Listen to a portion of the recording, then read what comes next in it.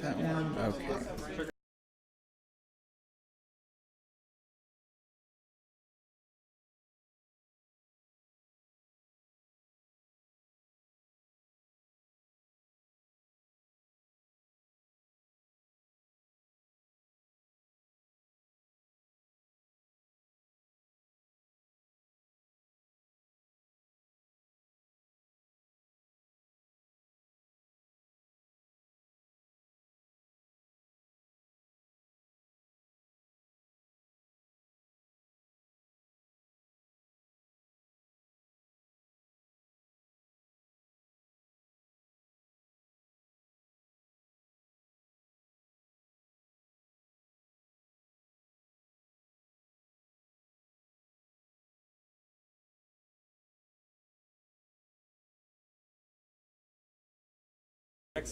There we go. Hopefully I'm live now. I had someone who had XP. All right. Jake, can you tell me if my sound's fine? Sure, let me put my headset here. Cool. Boy out here playing Gil. Always playing Go. Yeah, I kind of just want to go commit. All right, guys. AKA, I wish I brought my Wonder Sheet for stuff, because it would have been a lot more fun than playing against this guy.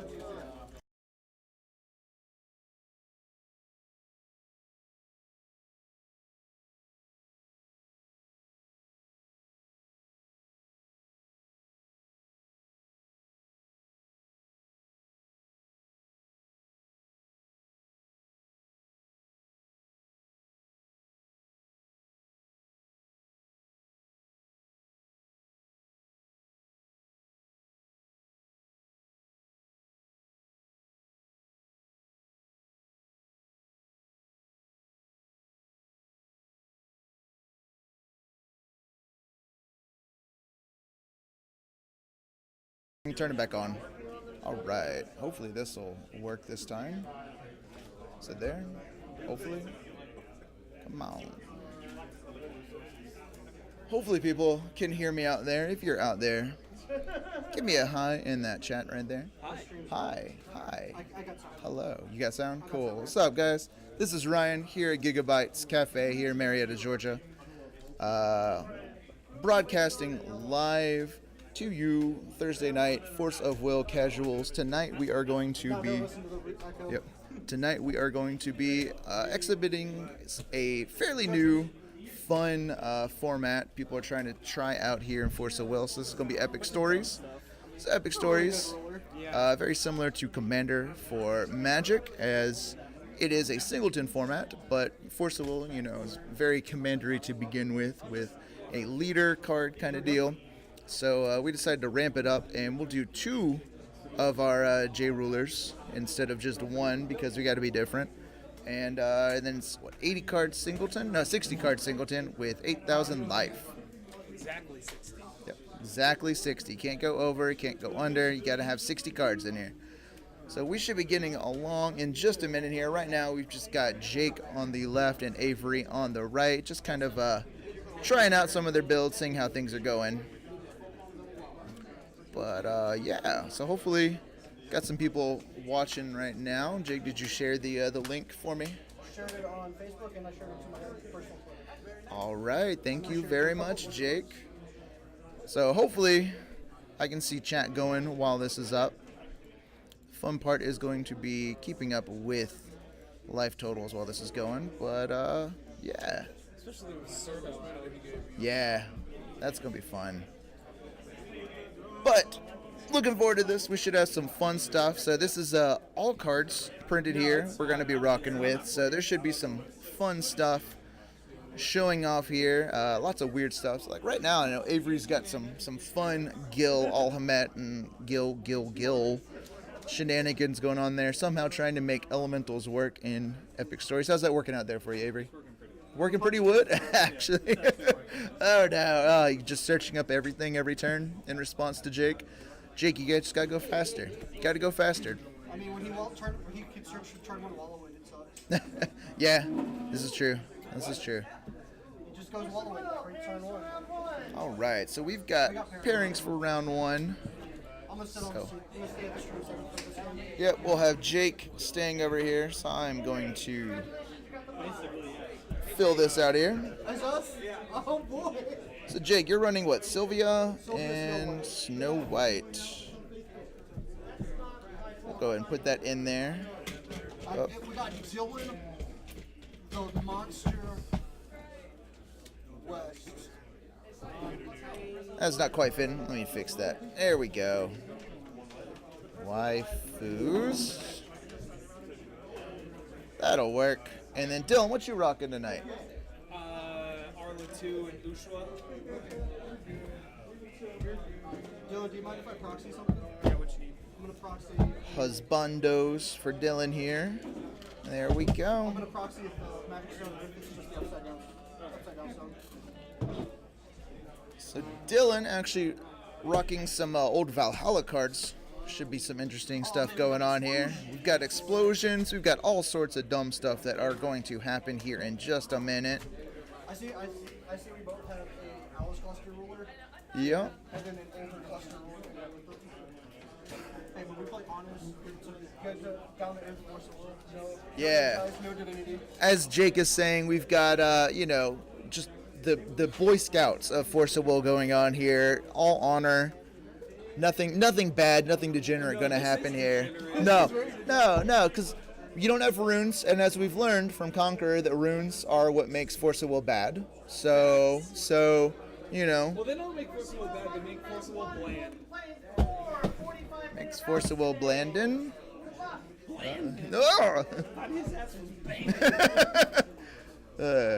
Just watch the language there until about 8:30.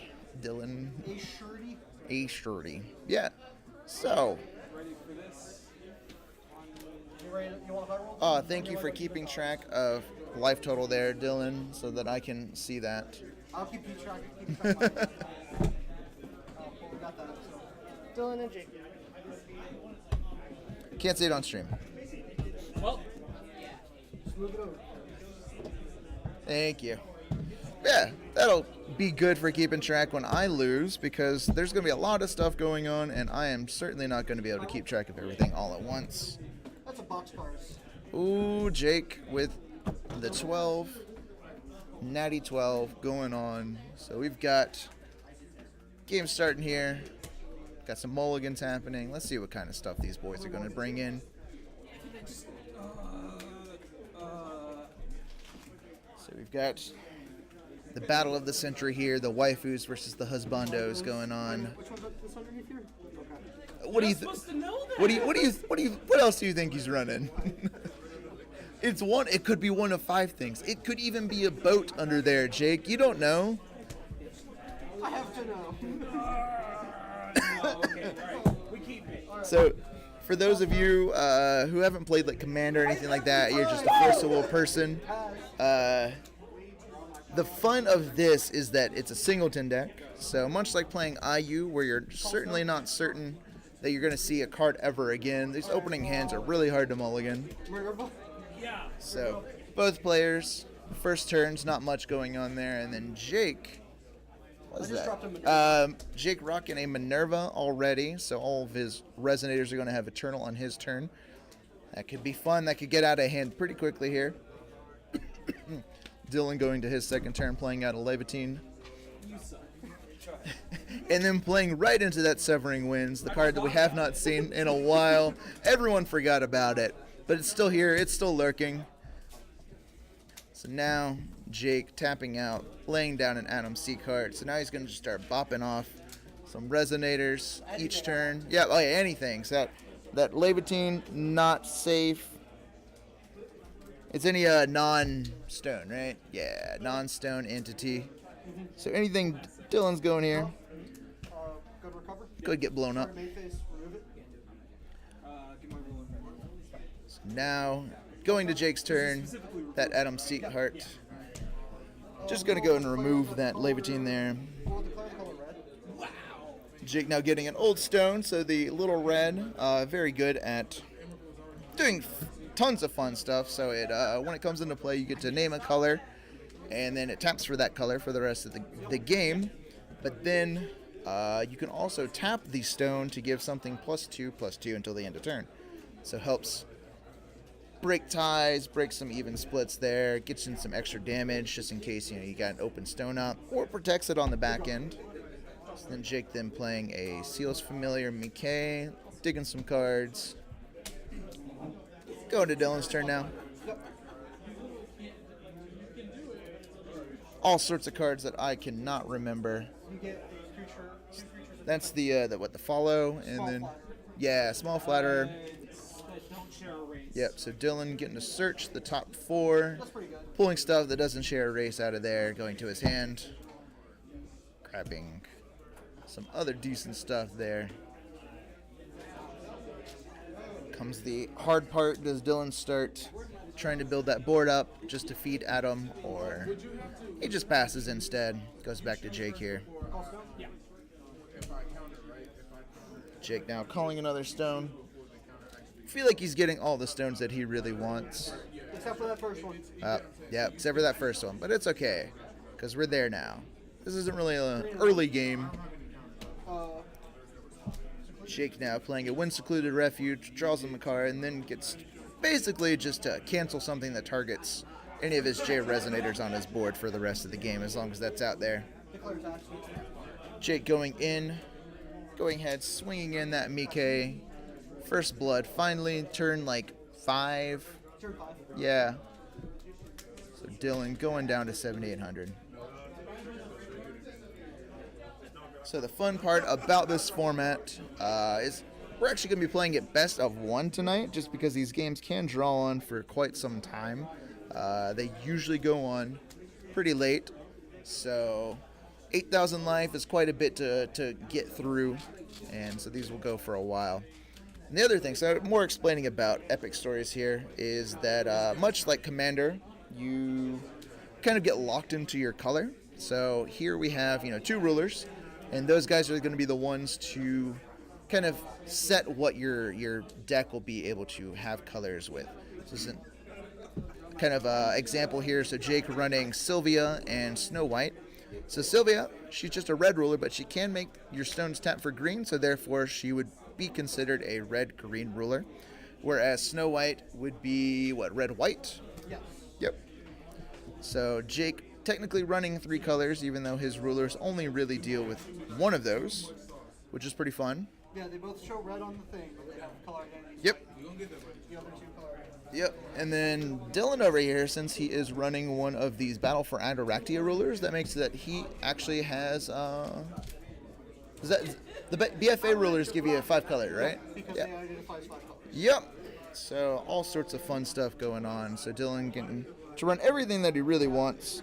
And then the other thing about it, so your stones for Force of Will usually can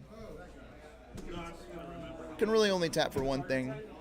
And you would think that, going from Commander, you should be used to... your lands kind of being stuck in whatever color your commanders are. But here, we don't like being that limited, just because a lot of the resonators will deal with other colors besides the one they're cast for. So we allow stones to be of any color, tap for any color, just to make it easier. Jake now trying to get rid of the resonator. Dylan was trying to play to get rid of that Adam C card. Instead, pumps it with the... which stone is that, Jake? Mylast, yeah. So Mylast making something do 200 more damage. So that Mickey, he doesn't pop for much. Actually did quite a lot of damage there by sacking itself. It's going back to Jake's turn.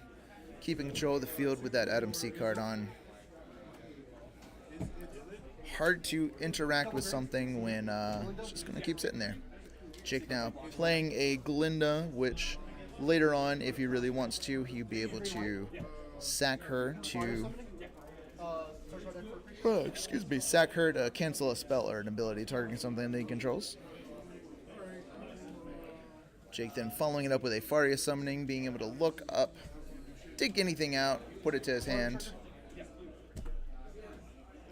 Fire summoning, then standing up one of the stones that he has. Rested, So really, a 2 cost that only really costs 1 in the long run. And I'll pass. Jake then passing the turn back to Dylan. True gentleman offering the cuts. The wonder is keeping me from winning. No, the wonder is keeping me from winning.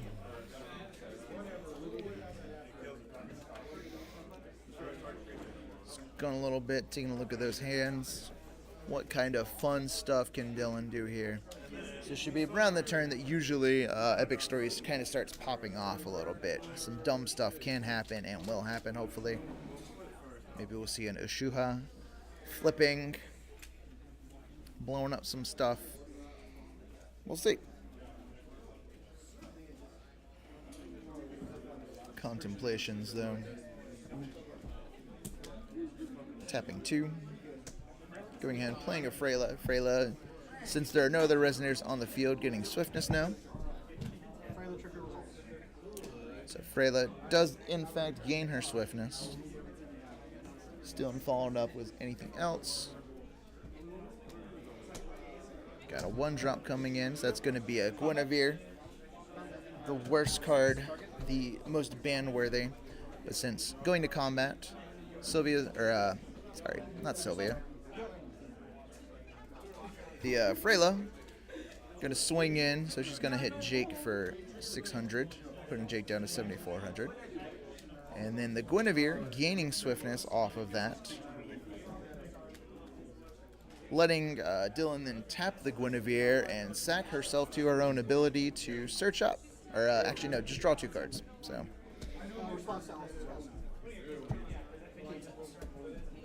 Dylan trying to Alice's castling the Freyla away.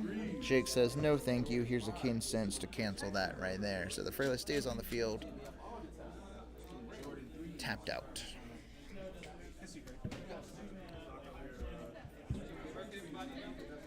Graves do matter in this quite a lot. So Dylan making sure that nothing going on. Going to Jake's turn now. So Dylan automatically just getting rid of that Freyla. That Adam C card, just removing her from the game.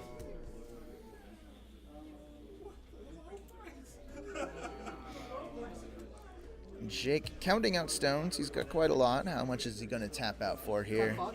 He is tapping for 5, leaving 2 up. Got Frig coming in. Summons go. Yeah. Response to enter. Response to trigger. What's it do? I can activate this if I control no resonators and your opponent controls 3 more resonators. Search my deck for 6 cost or more and put it in the field. You got it. Which card is that, Dylan? Can I say for a sec?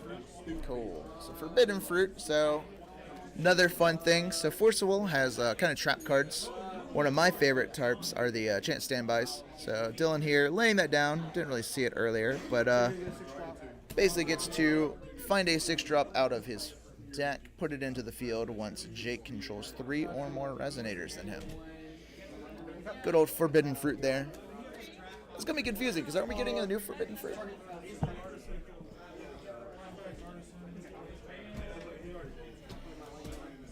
Frig trigger still? So Dylan searching up a... What was that? Yeah, Izanagi. I can't remember anything's name right now. So Izanagi eating stuff on Jake's field.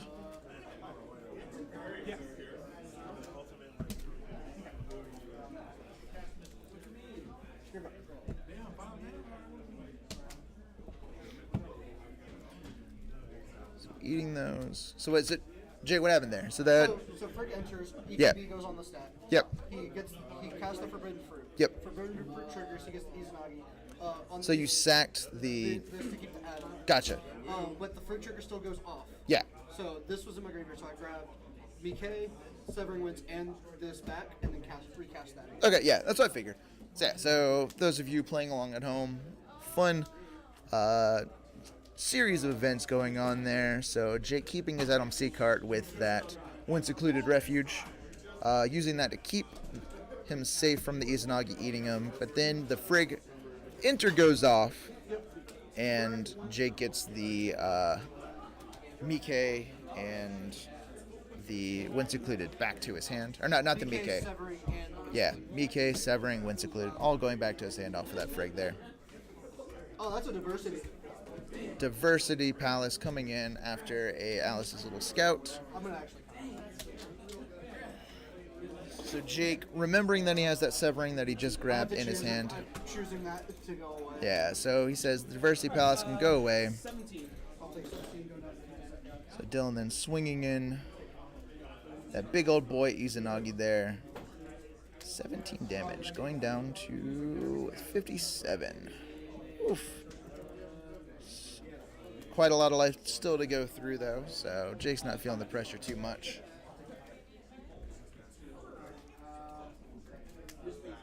Lance? Yep. Wait, how did the castling go to combat? Okay. Yeah. All right. So, lots of damage going in there. I'm just going to wait for the total to happen. So Dylan using Resuscitating Will to stand the Izanagi back up, swinging in for another big 17. So Jake going down to 3,200 after all of that.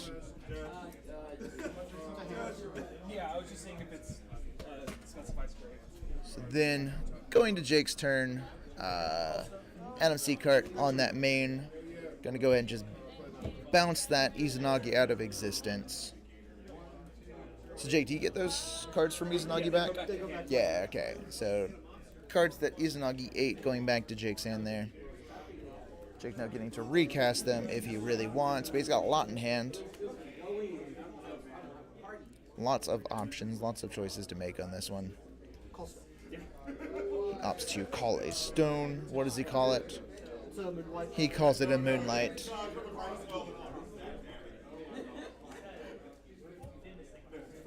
Once again, seeing how much he can cast out. 3 or 5. Yeah, so we got 5 being tapped. Yeah. Mistletoe coming in. No target. Runes? Runes? No runes. No runes here. We got Boy Scouts playing. Scouts honor. 1 green. Chrissy's call to action. You got it, dude. Jake then Priscilla calling to action. The Mistletoe giving it swiftness there. Just swiftness? Does it get anything? Swiftness and precision. Yep, swiftness and precision. So target attack there. Does it target though?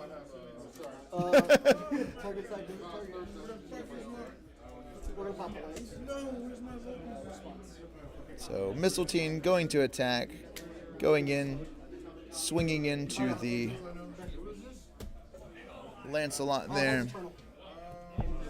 Oh yeah, Sure does. that's important there.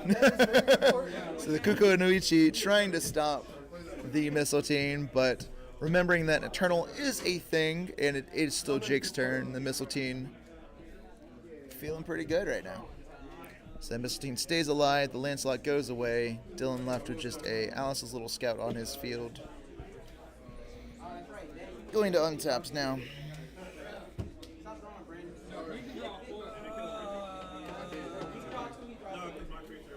I have a feeling Dylan's not feeling too hot right now with this. I'm pretty hot. You feeling hot?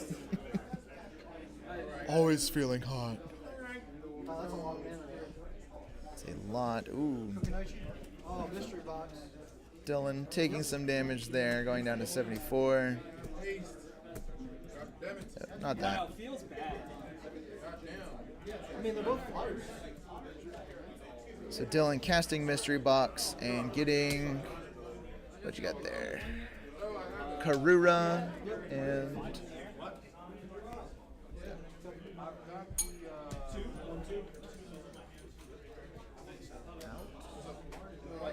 Clockwork Scout?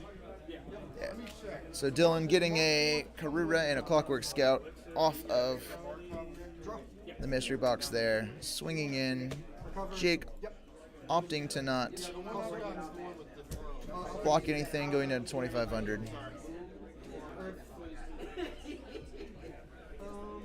Jake now taking some damage himself, going to 2,200.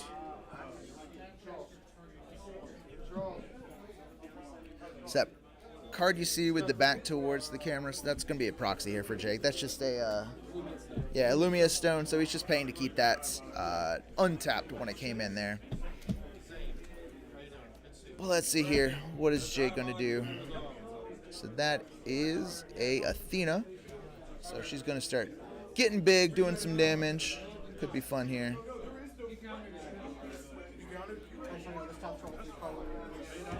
So Jake now seeing how he's leaving stuff open. Leaving a lot. Language, please, Brandon. 7 here. Right, so Jake going in, swinging in, taking care of the 2 resonators on Dylan's side of the field.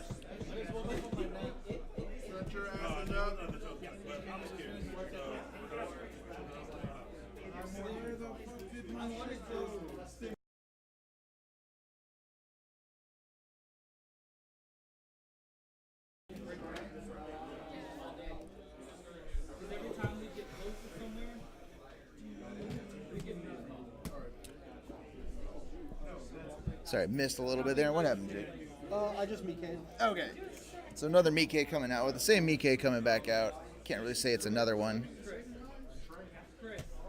Jake digging, trying to find. Got a Glenda now coming out.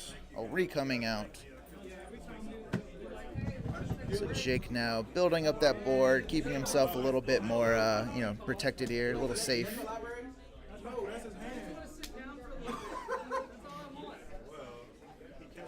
Tapping it back over to Dylan.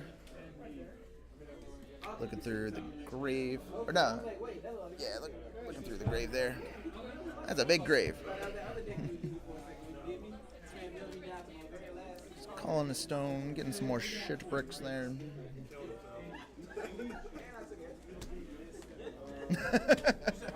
How's it going, guys? Sorry.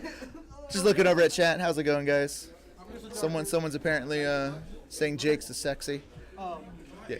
There's also a way you can have the chat open in OBS too. Oh, really? Yeah, I'll show it to That'd be you. cool. Cool. I'll show it to That'd you be afterwards. great to know. Who said I was sexy? Murder Squid. Tell Squid that we're gonna have cams on tomorrow. Yeah, Cam's on tomorrow, Jake says.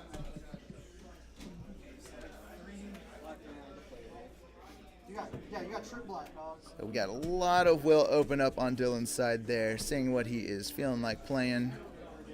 Making sure those counters staying solid. What is that one coming up? Genesis Creation now. So Dylan now pulling something back from that graveyard. One of my old favorite cards. Fun. Just reanimate anything you really want. Jake trying to figure out if he's going to counter. Popping that Glenda, trying to stop that. Dylan says, I'm just gonna pay that extra mana in there, or extra will, just make sure it goes off. Dylan now getting to just bring some stuff back from his grave, so it's an addition and a resonator. He's bringing back. So he's getting that Diversity Palace and a Lancelot coming. Genesis Creation going away. Now we see another Mikkei on Dylan's side, so that Diversity Palace going live, giving Lancelot a little bit of buff there. What, it's 1,000 for Lancelot to start popping stuff? Yeah, so he's a little bit closer. Yeah, a little bit closer to start just bopping some things on Jake's side of the field there. So that... Oh. So Diversity Palace goes back down, right? Yeah. Combat. Yep. Attack trigger. So Amino Habakiri going on to the Lancelot. Dreams of Flight. Okay. So, So you take 1,000? I'll still take 1,000. yeah, Lance going into the red zone there. He is big enough now that he just starts to just shoot things on Jake's side. Jake doing Dreams of Flight, Okay, so I'll take making sure that his Adam C cart stays alive. Going back to Jake's turn now. Jake at a, was that 2 life? That was a big swing going on there. Can Jake save this? Do we have life gain in the deck? Possibly. We'll see though. Jake now counting out what can he do to save himself in this situation.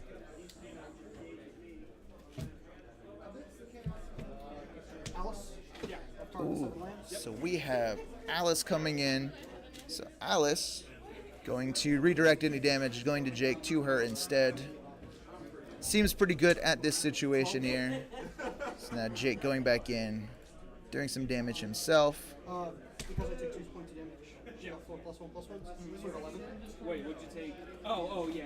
What's from Robin? What's from Lance? All right, so lots of damage coming through. So we're gonna set Dylan down to 4,300 there. And Jake passing it over.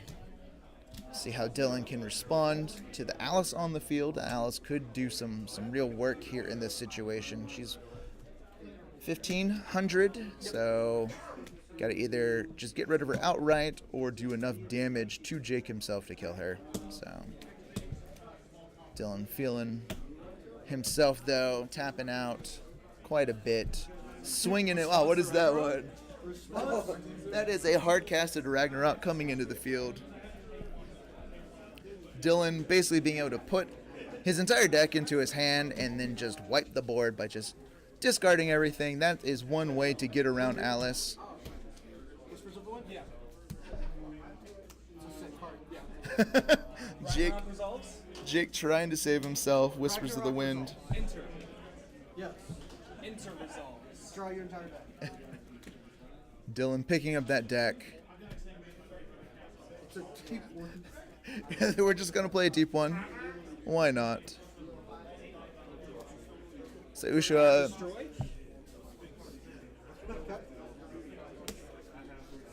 Dylan now just pitching 7 cards at a time, getting rid of things on Jake's field. First saying, get rid of that Athena. Now the Adam C cart, get them out of here. Destroy? KPP, this is actually Epic Story, so this is all cards printed in English. So you'll see lots of weird stuff coming up from all sorts of different colors. Oh, hold on. Or all the different clusters here. Yeah. I could have protected one of them, but it was really not. Yeah, I had 21 more cards. No, I needed that card to just pop you. But that is it. Dylan had enough cards in hand, aka his entire deck, to just blop everything on Jake's side. Getting in for that. So that is it for round 1, at least here for this table.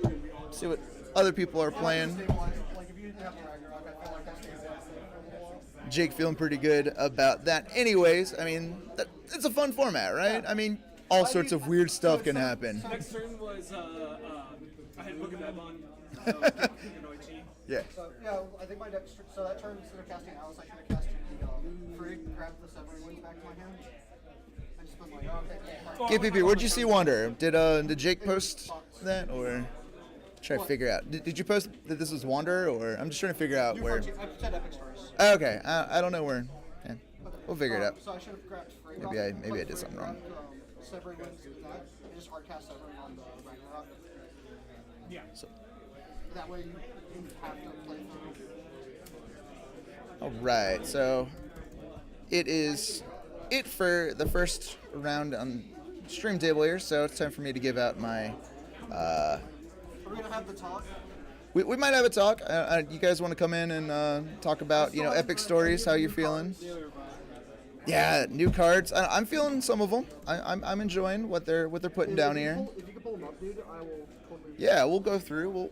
We'll do We need this. a professional opinion on this. AKA Dylan's opinion. I'm just a dirty red player that doesn't know how to do anything else. So Force of Will database. Does that have everything up yet? DB?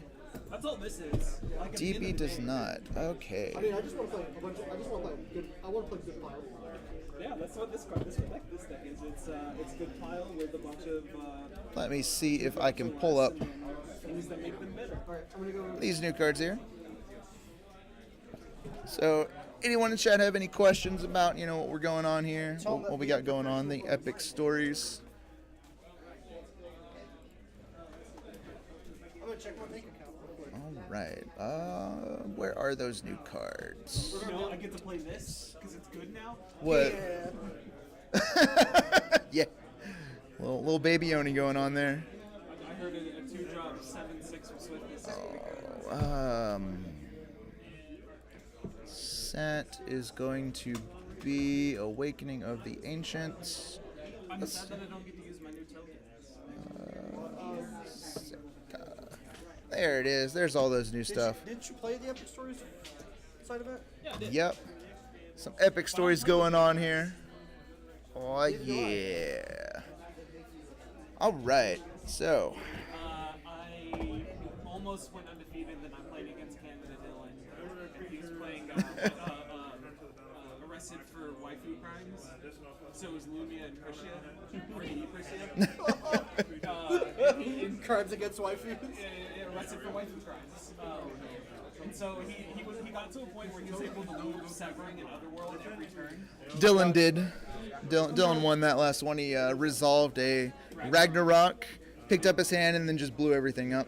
So. Well, and the deep ones had swiftness. Yeah, deep ones had swiftness. So that was enough. Jay could not stop that from going off. It was roughly a 60-60. Yeah. Was 60-62. 60-62. Yeah. Oh.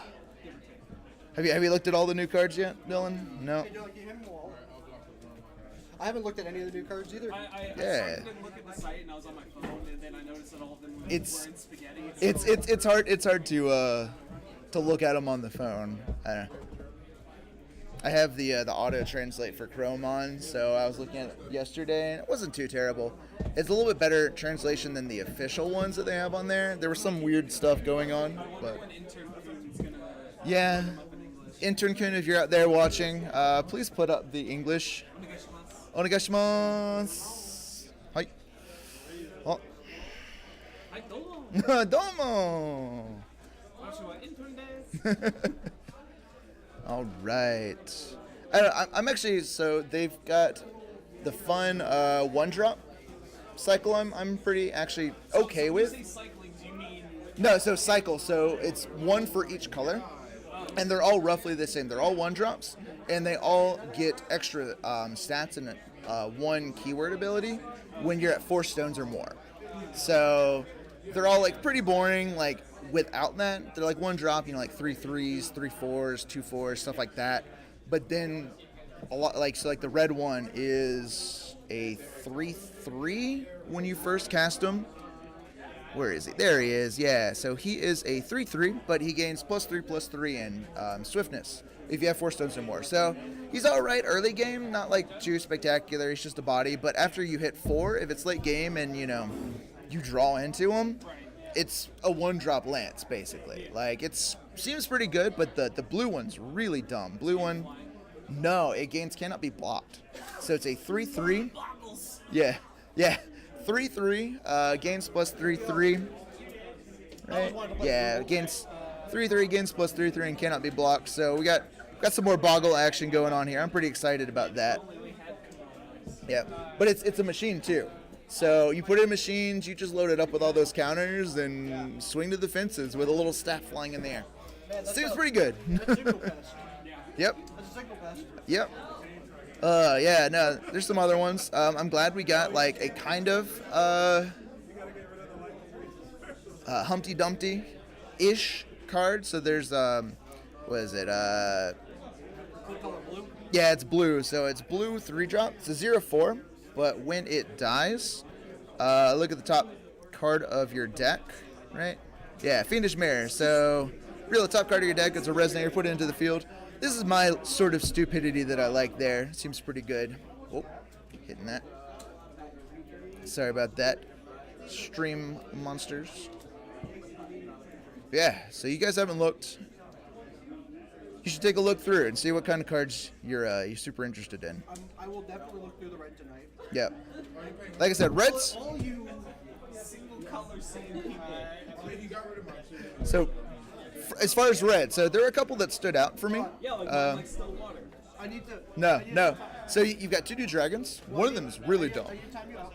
Yeah. We all knew that I looked and see what color. Yeah. I only see one color. I don't know. So like, there's this one. It's a 4-drop. It's a 9/8 dragon. It's got flying swiftness and entry. You can discard a card at random. If you do, this card deals 800 damage to a target resonator. So it's just Scarlet. Kind of, yeah. But it's a dragon. So Kirik, bring it out. Dumbness. Yeah, Fushi can bring it out. But then there's also another dragon. So this is a 6-drop. So 2 red, 4 colorless for a 2,000-1,500. It's flying, doesn't have swiftness sadly, but when it enters, it deals 200 damage times magic firestones you have to a target resonator. It's not too bad. I I mean, play that in Epic Stories. yeah. More or It's just another option. Like Fushi, I think, can work with it pretty well. Kirik wouldn't be bad.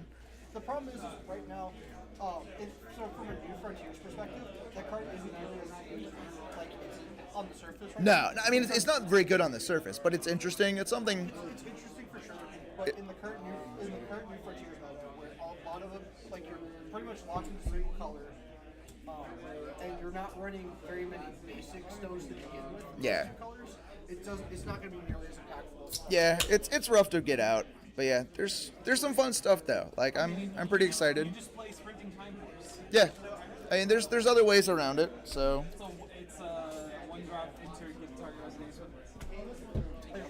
what's some of the other stuff we got going on here? That is definitely a Fushi card, though. Yeah, definitely a Fushi. That's not going to be an ice. Because he No. gets to pull a dragon from Yeah, for me, no Yep. mana cost restriction. Yeah, that's what I was figuring. So, because what Fushi's 5 to flip, so you 5 to flip, you're doing 1,000 to something, plus you're getting a 2,000, 1,500, plus whatever Fushi is. Number of magic stones. Yep. That's the problem. So you're gonna be playing Fushi. Yeah. And you're gonna want to probably run a bunch of just 4 of his stones. Yeah, and this then is 6 true. fire magic stones. So at best, yeah, you're gonna do 10,000. Yep. At worst, you're doing 200. Yeah, but it's still a big body. That is a massive body. It's still a huge body. I just want to, I just don't think you do the sprinting time horse. yeah, Yeah. sprinting time horse, Because then you just giving us swiftness. I mean, do we have anything else that gives swiftness right now? Just nope. no, just Pretty low. Oh, high speed. high speed's it. So, but high speed will rotate out some point whenever Also, that happens. sprinting flame horse. Yep. Oh yeah, they're the same cluster. But yeah, no, I mean, nothing's like I don't play too much right now, which is my problem at like kind of figuring out what these cards do. But I'm pretty excited about a couple of them. There's some fun stuff. So let's talk about the Shin Megami Tensei design of that super sick secret rare. Oh yeah, that Diablo secret rare. I mean, if we want to talk about Shin Megami Tensei, we can talk about September's fifth season. No. Tagline just came out. No weeb talks. I'm halfway through the The third tagline is called "The power to slay God lies in the hands that we hold." Oh, no weeb talks. Wait, what? Wait, we're playing Force One. They're not allowed to leave talk? Yeah. What was some of the other dumb stuff that got revealed? This seems fundamentally flawed. Yeah, no, it's extremely flawed. I don't know. Like from what I've seen so far, it just kind of seems like all the decks that are good right now just get better.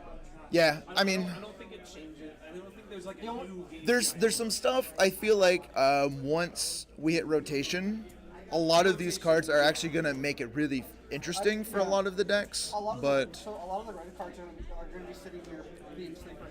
That's my opinion. I feel like a lot of the red cards are going to sit here being slippery. yeah, Red but so is a very good.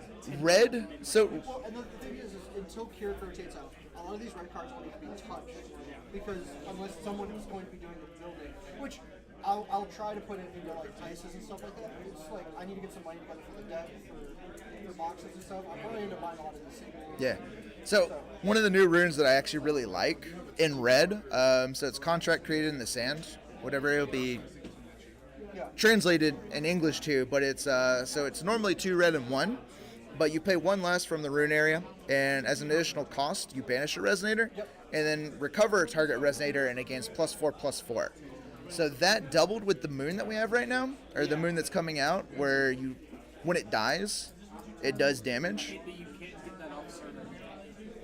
It's just they made it.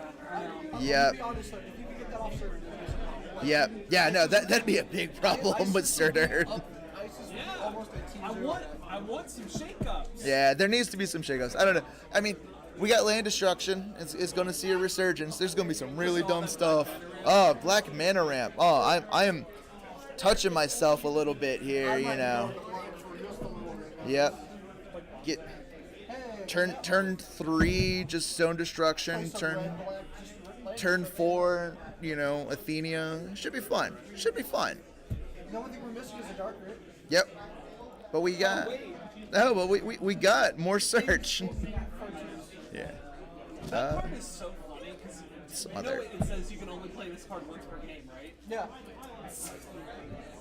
Just made for epic Yeah. stories. We got new reanimator in black. We don't care about it. They're bad. I like it. I know. You I like it. It's not good, but I like it. You know. It'll be fun. It'll be fun. What's some of the other stuff? Get some more Fallen Angels. Yeah, but we really have, like, the Fallen Angels we already have are so well positioned. Yeah, they're in some weird slots. Like we've got another 4-drop Fallen Angel, which is We need like a good 1-2 drop. we do. We got a 1-drop. But is it good? It's all right. So it is a 3/3. So it's part of the 1-drop Okay, cycle. So those are. So it's 3/3, but it gains +4/+2 in flying when you're at 4 or more. So So, So it's a 5/5. no, 7/5, because it starts off 3/3 and it gets +4/+2. Yeah. which I feel like that's actually pretty good in a Lucifer deck where you can just drop it turn one.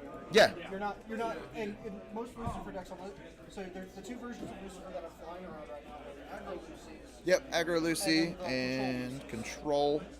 I feel like it's going to fit in well in both of them. Yeah. Oh yeah, let me show you that sick tech.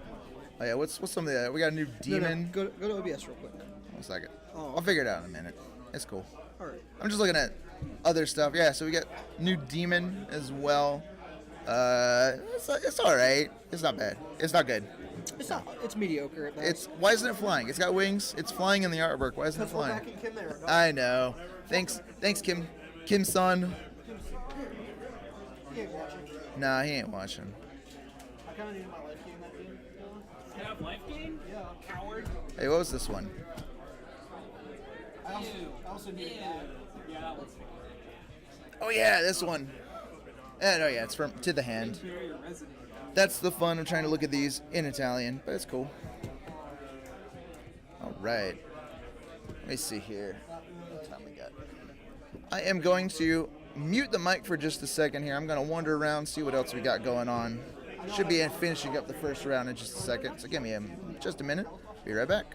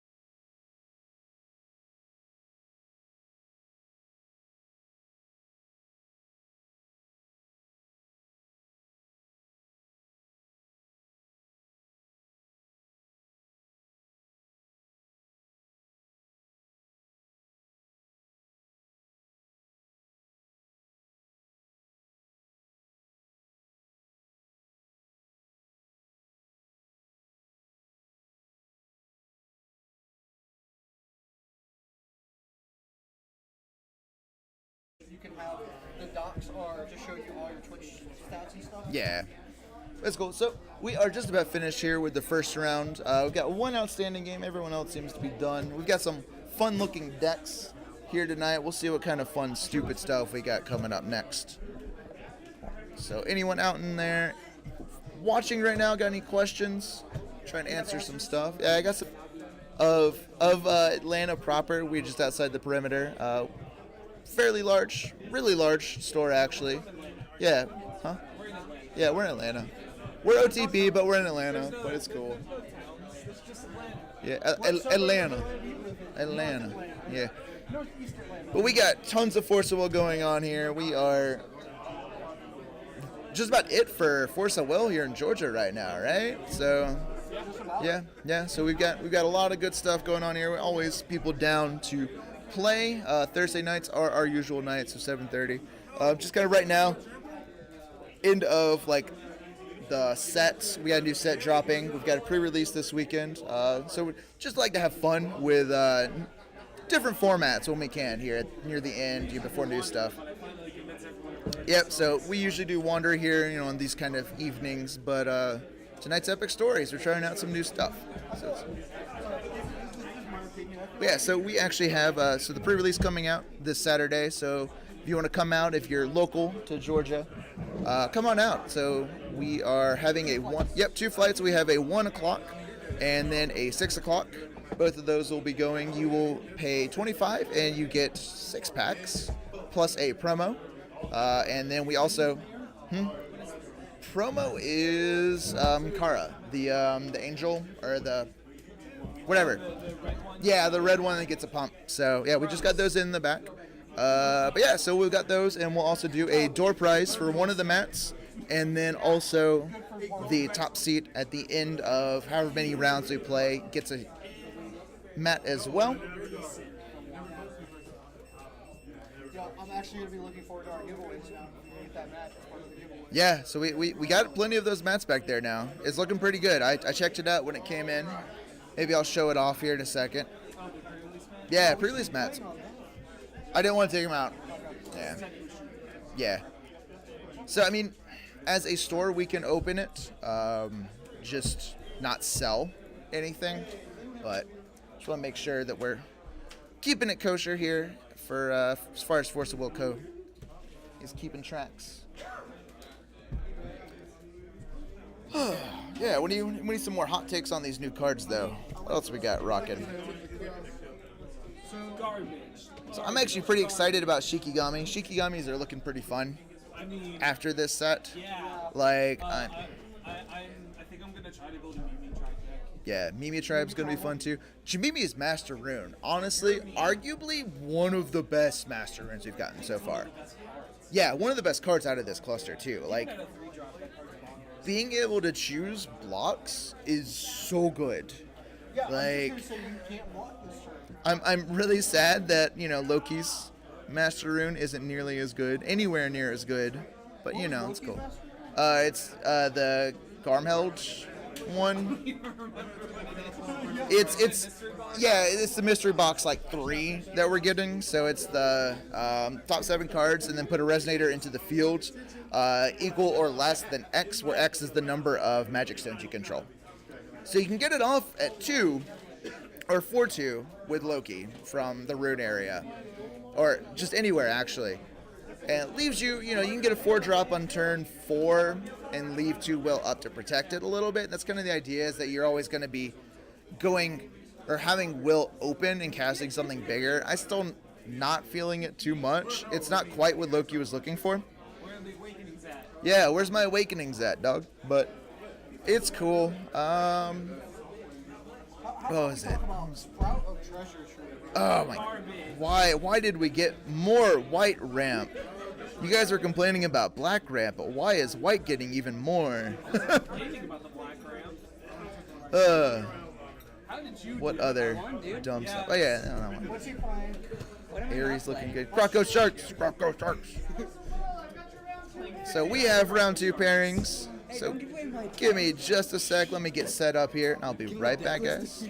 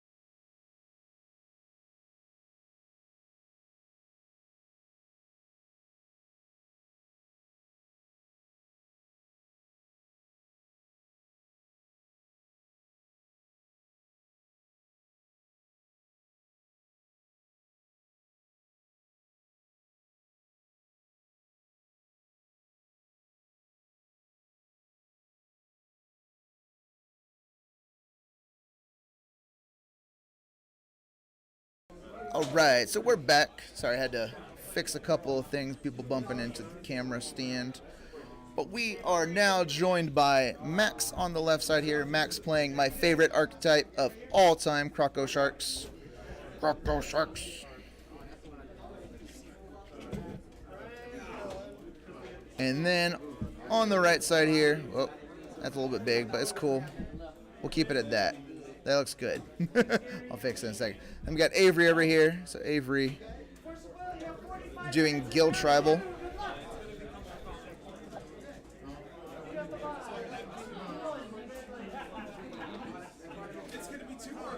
Let's fix the Croco Sharks. Too big. It can't be too big. No, I'm gonna fix it.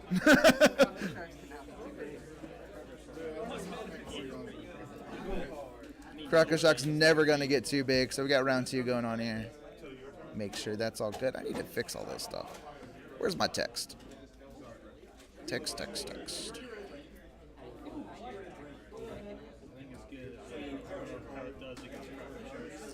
No one knows how anything goes for Croco Sharks.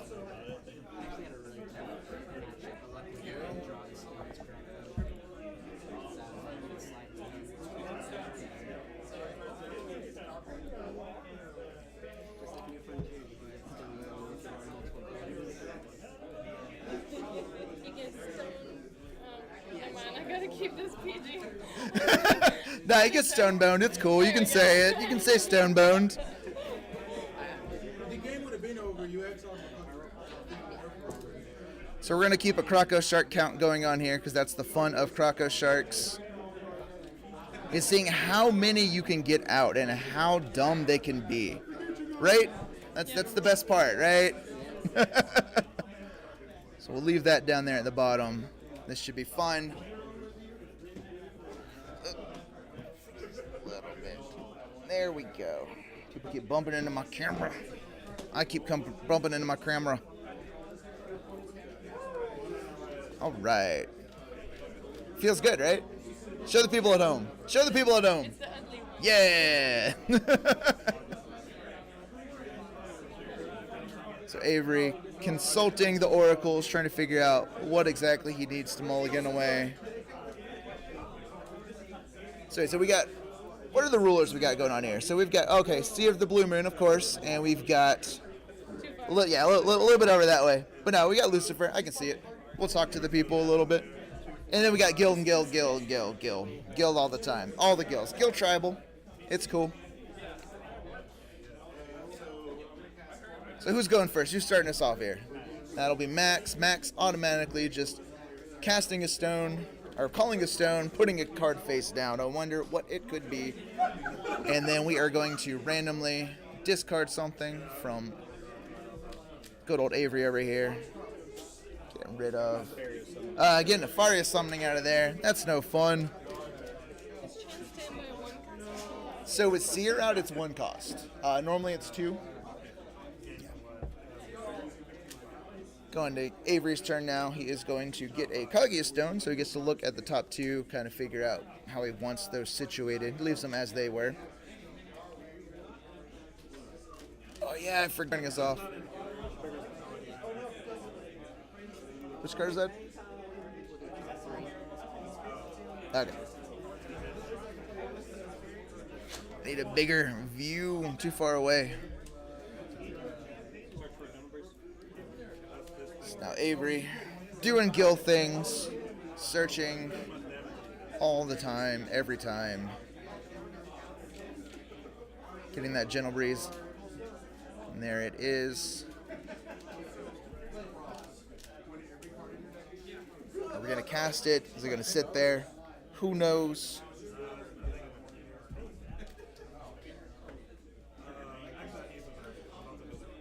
So Avery passing the turn, milling that top card. Just not too much of a drawback. Do you feel like, I mean, it's Singleton, so you don't really need to worry too much, but you can pull things back. So it's going back to Max now. So we're just gonna play some more stuff face down. I feel it. I feel it coming. The fun will begin soon when you cast a Resonator. So it doesn't have to resolve, which is the fun part about it. So you can cast it, and if they cancel it, you can still trigger the Croco Sharks. So that was my fun, stupid stuff when I took this to GPs. I thought it was the Mythic Edition Lily. So we take some damage. Is that what? Cool. Yeah. Hard to keep track of this life total here. Avery passing, milling himself. All those good cards going into the graveyard. Going back to Max. I feel more cards going face down though. I'm not sure. It's kind of weird. Yeah, I feel like it's gonna happen. Feel like it's gonna happen. You max 5 in the cast? No, you can have as many face down as you want. What? Yeah, there's no limit. It's not like Yu-Gi-Oh where like. There was like a 4 or 5 limit. Nope, you can put as many things down. So Max trying to get a Demon Division off there, Avery playing Otherworld Dreams, saying cancel that. That works against removal. Yeah. What out? Does it? Can I see Otherworld Dreams? Spell? Yeah. Yeah. So you're casting it, so it's a spell when it's on the stack still. And this champ stand by. Count as Oof. That's a fun question. regardless. I believe so, yes, because you're still casting them. So, but I don't know if you can play it face down for free off of the Otherworld Dreams. That's a really weird interaction, and I cannot say. Well, yeah, well, okay. And then, did you want to play anything free off of the Otherworld Dreams? How would that interact? Yeah, yeah. So it's casting anything else for the same cost or less.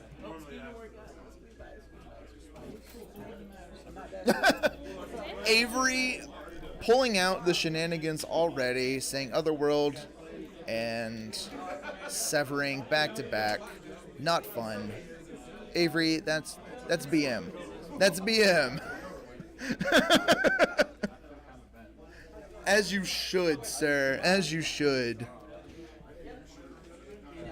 So we got a lot of stuff face down now. Any second, they could trigger, go off, murder everyone involved.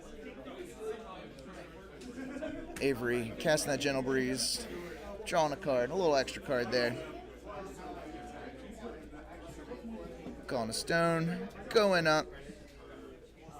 So that Gil Alhamet, the original 3-face ruler there, he's going to gain a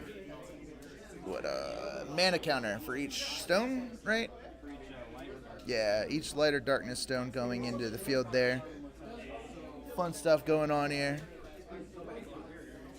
All of the shenanigans hopefully about to happen on Max's side of the field. Leaf Carp coming in, so Avery now getting to search up 2 leaf things and put them into his grave. So that's a leaf healer. Leaf healer, our favorite jelly boy going in there. He's got some sticks. It's pretty cool. And then leaf punisher.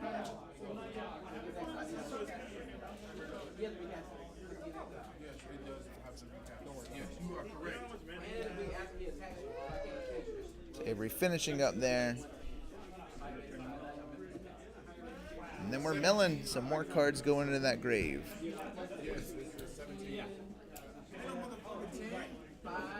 Going to Max's turn now. Are we going to see more stuff face down, or is he going to leave some will open? We shall see. So calling a stone there with the seer.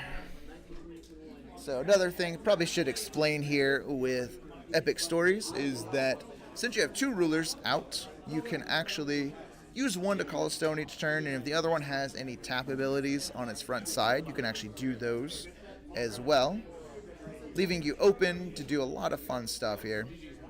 So now here, Max finally tapping 3 out, casting a Croco Shark. So that Croco Shark automatically is going to trigger all of any other Croco Shark that's down, face down right now. So the Croco Shark happens. All the Croco Sharks go. And then we're just going to see some more Croco Sharks pop out of Max's hand there, giving us a total of 8 Croco Sharks. That is a lot. They are all, they all 16/16s? Yeah. That Croco Shark OTK. That is scary to face down right now. So Croco Sharks, working a lot like Relentless Rats if you're familiar with Magic. So you can have as many of this copy in your deck at a time. And so, as we just saw, they can be played from Chance Standby. And so they start off as just 2/2s, 200/200s, but they gain plus 200/200 for each other Croco Shark you control on the field. And when you actually cast them from the face down zone, you actually get to play another one for free from your hand. So you play one thing, all those Croco Sharks are going to pop out. Even more stuff's going to happen there.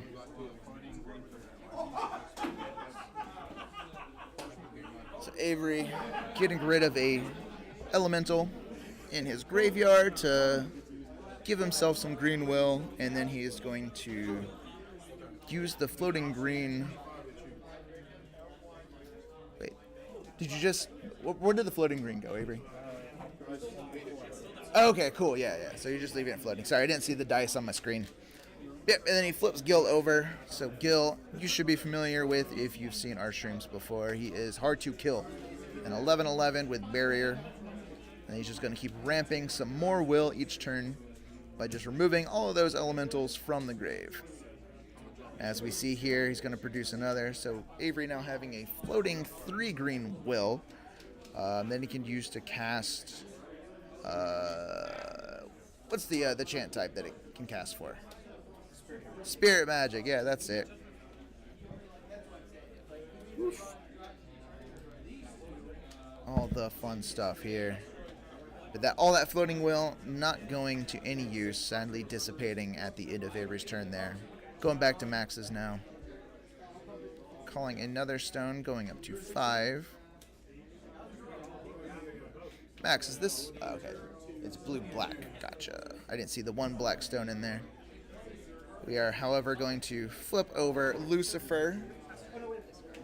Yep, making Avery discard 3 cards out of his hand to Lucifer's Judgment. So got some stuff, but Avery's still keeping, 3 in hand? 3 still sitting there. So Max being able to favorably trade here in this situation unless Avery has some tricks up his sleeve. That is a hard call, getting these Croco Sharks out.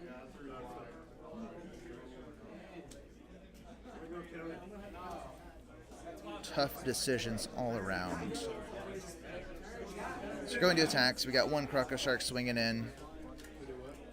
Gonna block there, just a little chumpy. Another 16 coming in. That Leaf Garb also chumping. Any more coming in to the red zone here? We shall see. Just thinking about it. To the Croco Shark Swarm. Are we going to have a feeding frenzy here? So Avery, in response to the Croco Shark going to the attacks, going to produce 2 green will. And then putting 2 of those elementals that he removed from the game back into his deck. Getting to search up any chant that he wants from that deck. That is a big old toolbox. He can pull anything out of here. We'll see what he got. So he's got 3 open will, 2 of which can only be used for those special ancient, or not ancient magics. What were they again? Spirit magics. Yeah, that's it. I can't remember anything. Yeah, ancient magic's there. So we get some weird stuff going on. See what Avery searches up though.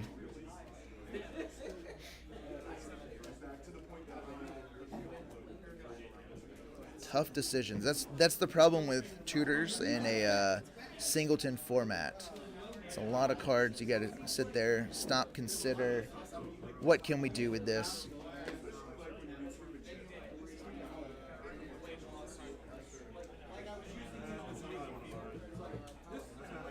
So he is going to get a Black Moonbeam. Just search that guy up right there.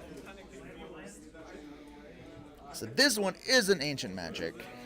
So we can just cast that there with Gil Alhamet. So no blocks there. Cool. So no blocks on that third Croco Shark going in. Maybe I'll let you look through my binder then at some point. 45. We're going to wait for everything to go through here to make sure the life total is all good. Another 16 coming in. All the Croco Sharks going to go in. Another 16.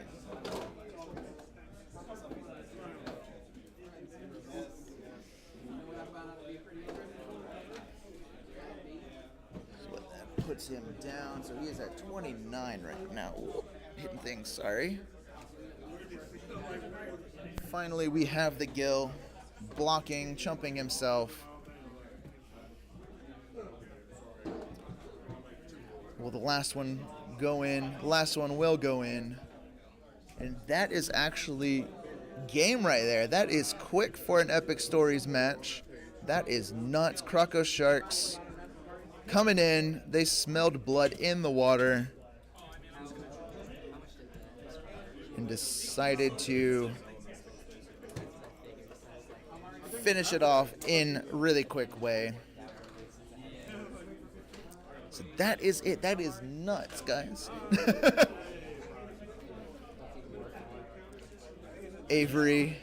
Avery, not sure how he is going to be able to deal with that. Yeah. So how many Croco Sharks are you running in that, Max? Lay your deck out. Lay your deck out. I want to see what you're working with here. We're gonna have a little deck tech session here with Max of Croco Shark fame here. All right, hold on, let me find.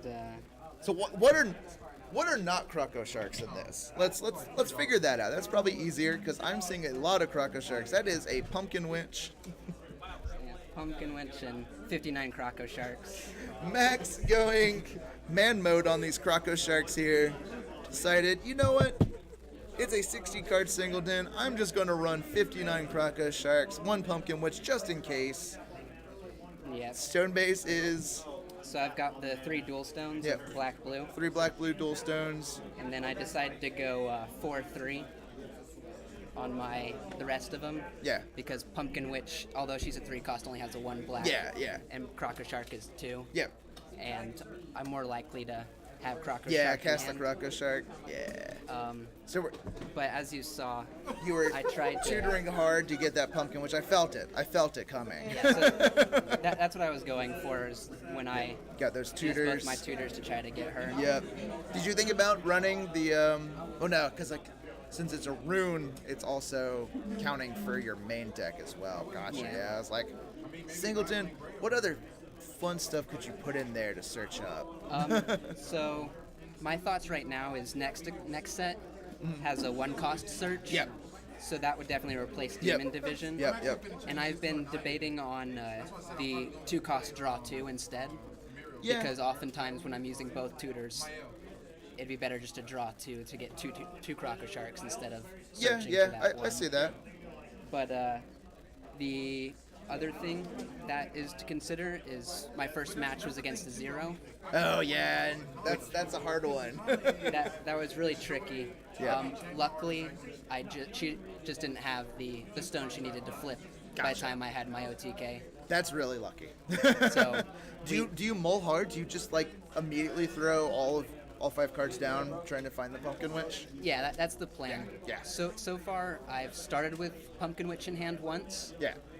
0 times have I milled for her. Yeah, that's a tough one in the Singleton, but I'm happy to see Croco Sharks doing well in at least one format. Oh yeah. How many of those are the promo Croco Sharks? I know you bought us out a little bit ago. I think it's like 30. No, because I have enough I think it's 36. 36. Nice. Nice. Love those Croco Sharks. Yeah, Sharks won. Croco, they got it. It's a disgusting thing. Croco Sharks might be clean sweeping tonight's Epic Stories tournament. But You gotta look at board games. Oh. But that is it for round 2. That was really quick for Epic Stories here.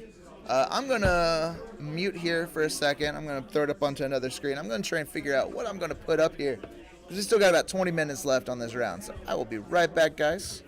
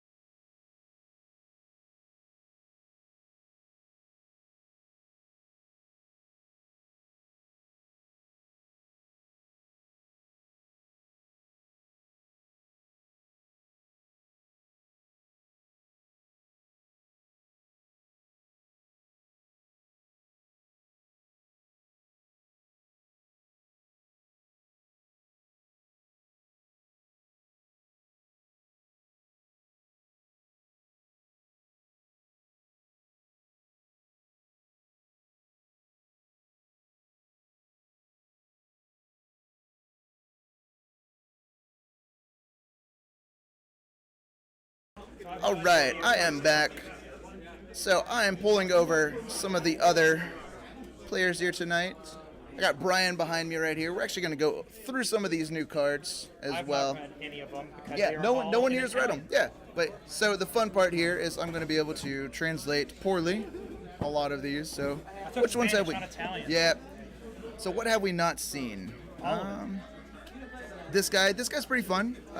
So just going through here, we've got the Laurier's Experiment.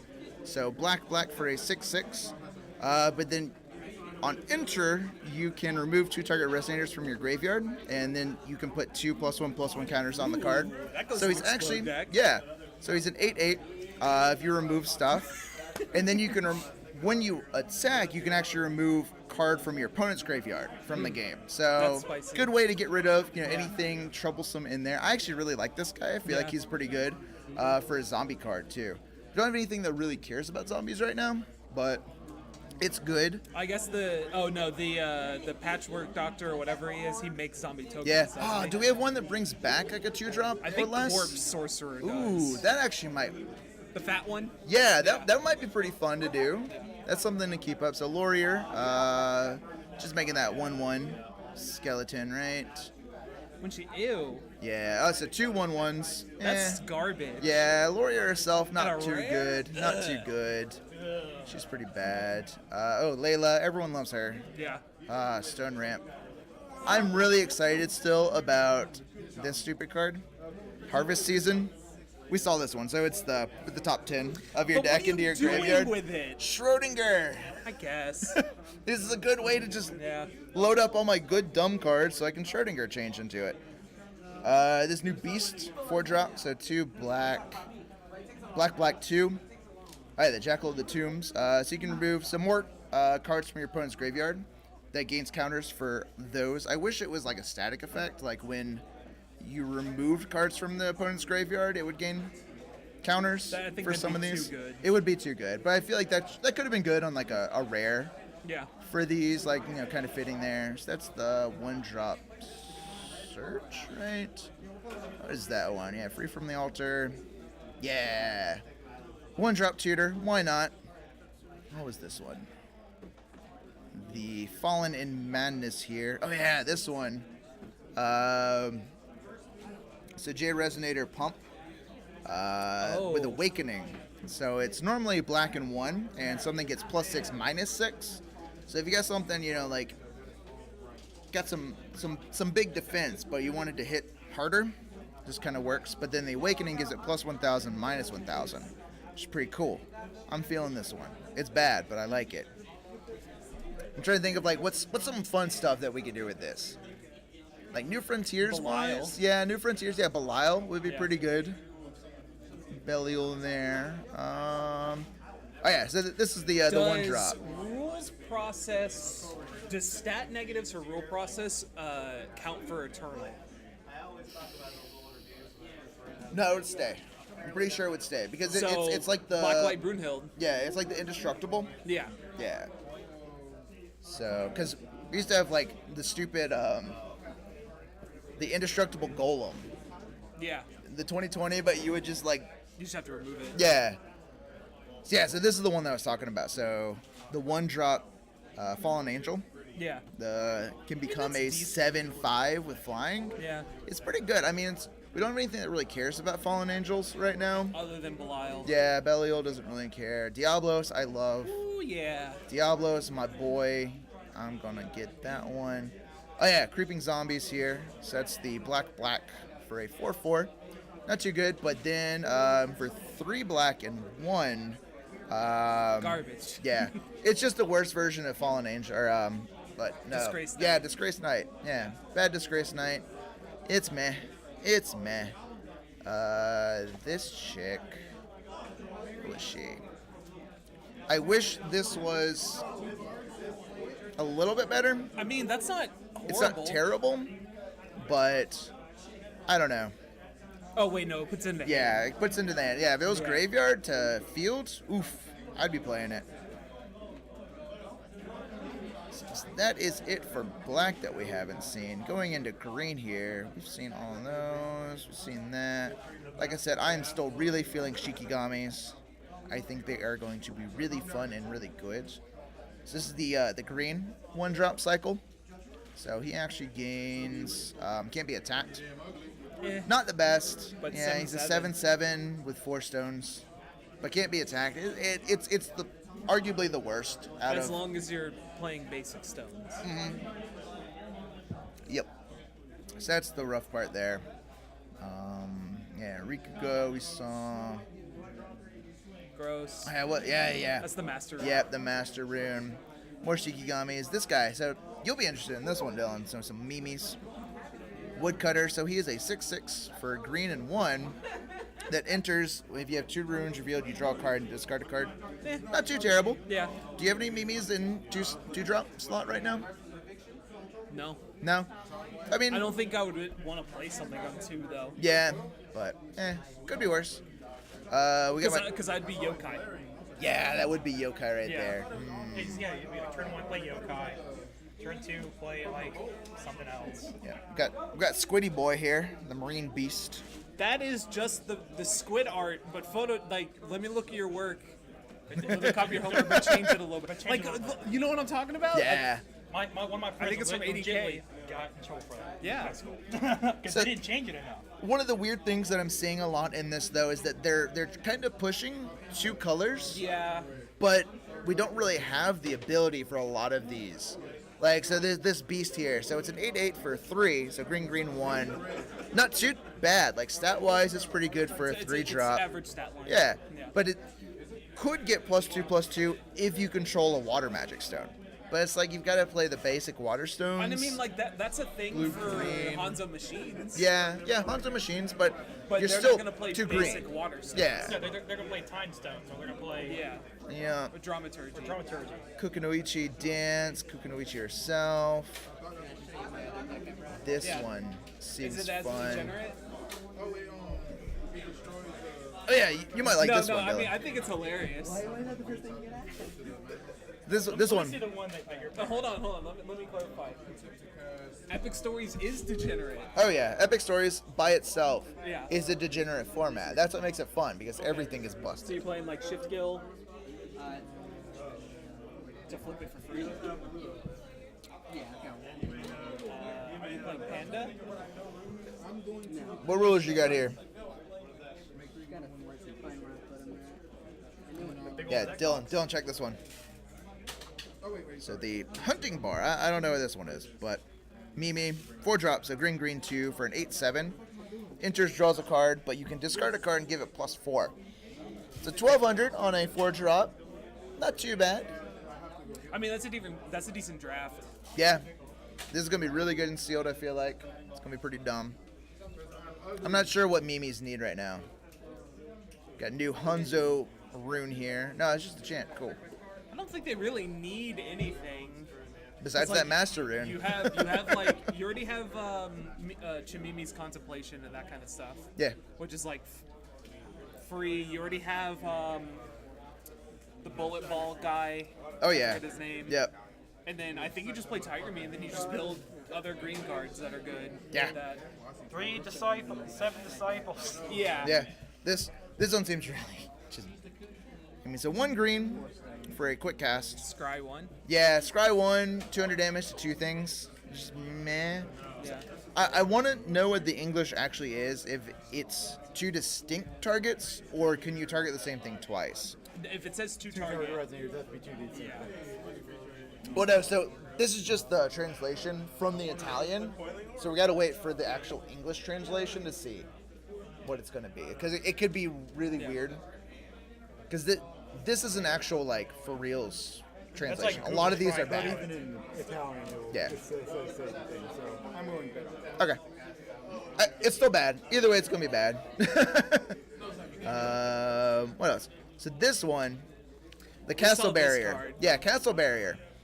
It says when Resonator. So we were kind of afraid that it was going to be any Resonator on your field, but it's just win. So that's a good, like, safety a little Wind bit. is already kind of hard to deal Yeah, with. wind's going to be hard to deal with anyways, but, Taboo Gill. So we've got And My boy. My attack, recover, Regalia. so what we got going on here. So you just removing You stuff? know what you should have in this spot? BFA Arla. Or not, BFA Faria. What makes you say that? Because every time you gain life, she gets a 1/1 counter. The point is that the old it's to cover my Regalia so I can banish Resident. What he does? No, that's my win condition. He just gives me a balance and lets me play historicals. Yeah. So I can play all 5 colors pretty easily. So whatever my opponent doesn't have, Yeah. I can play all 5 colors. And she's the Should one. play Draft Rulers. That was my other thought. Because you get, because they have all 5 colors and Divinity. It's not a bad call. That's actually probably better. Like, Yeah. all 5 colors, and you can color which the reason I chose him is But you have to flip them.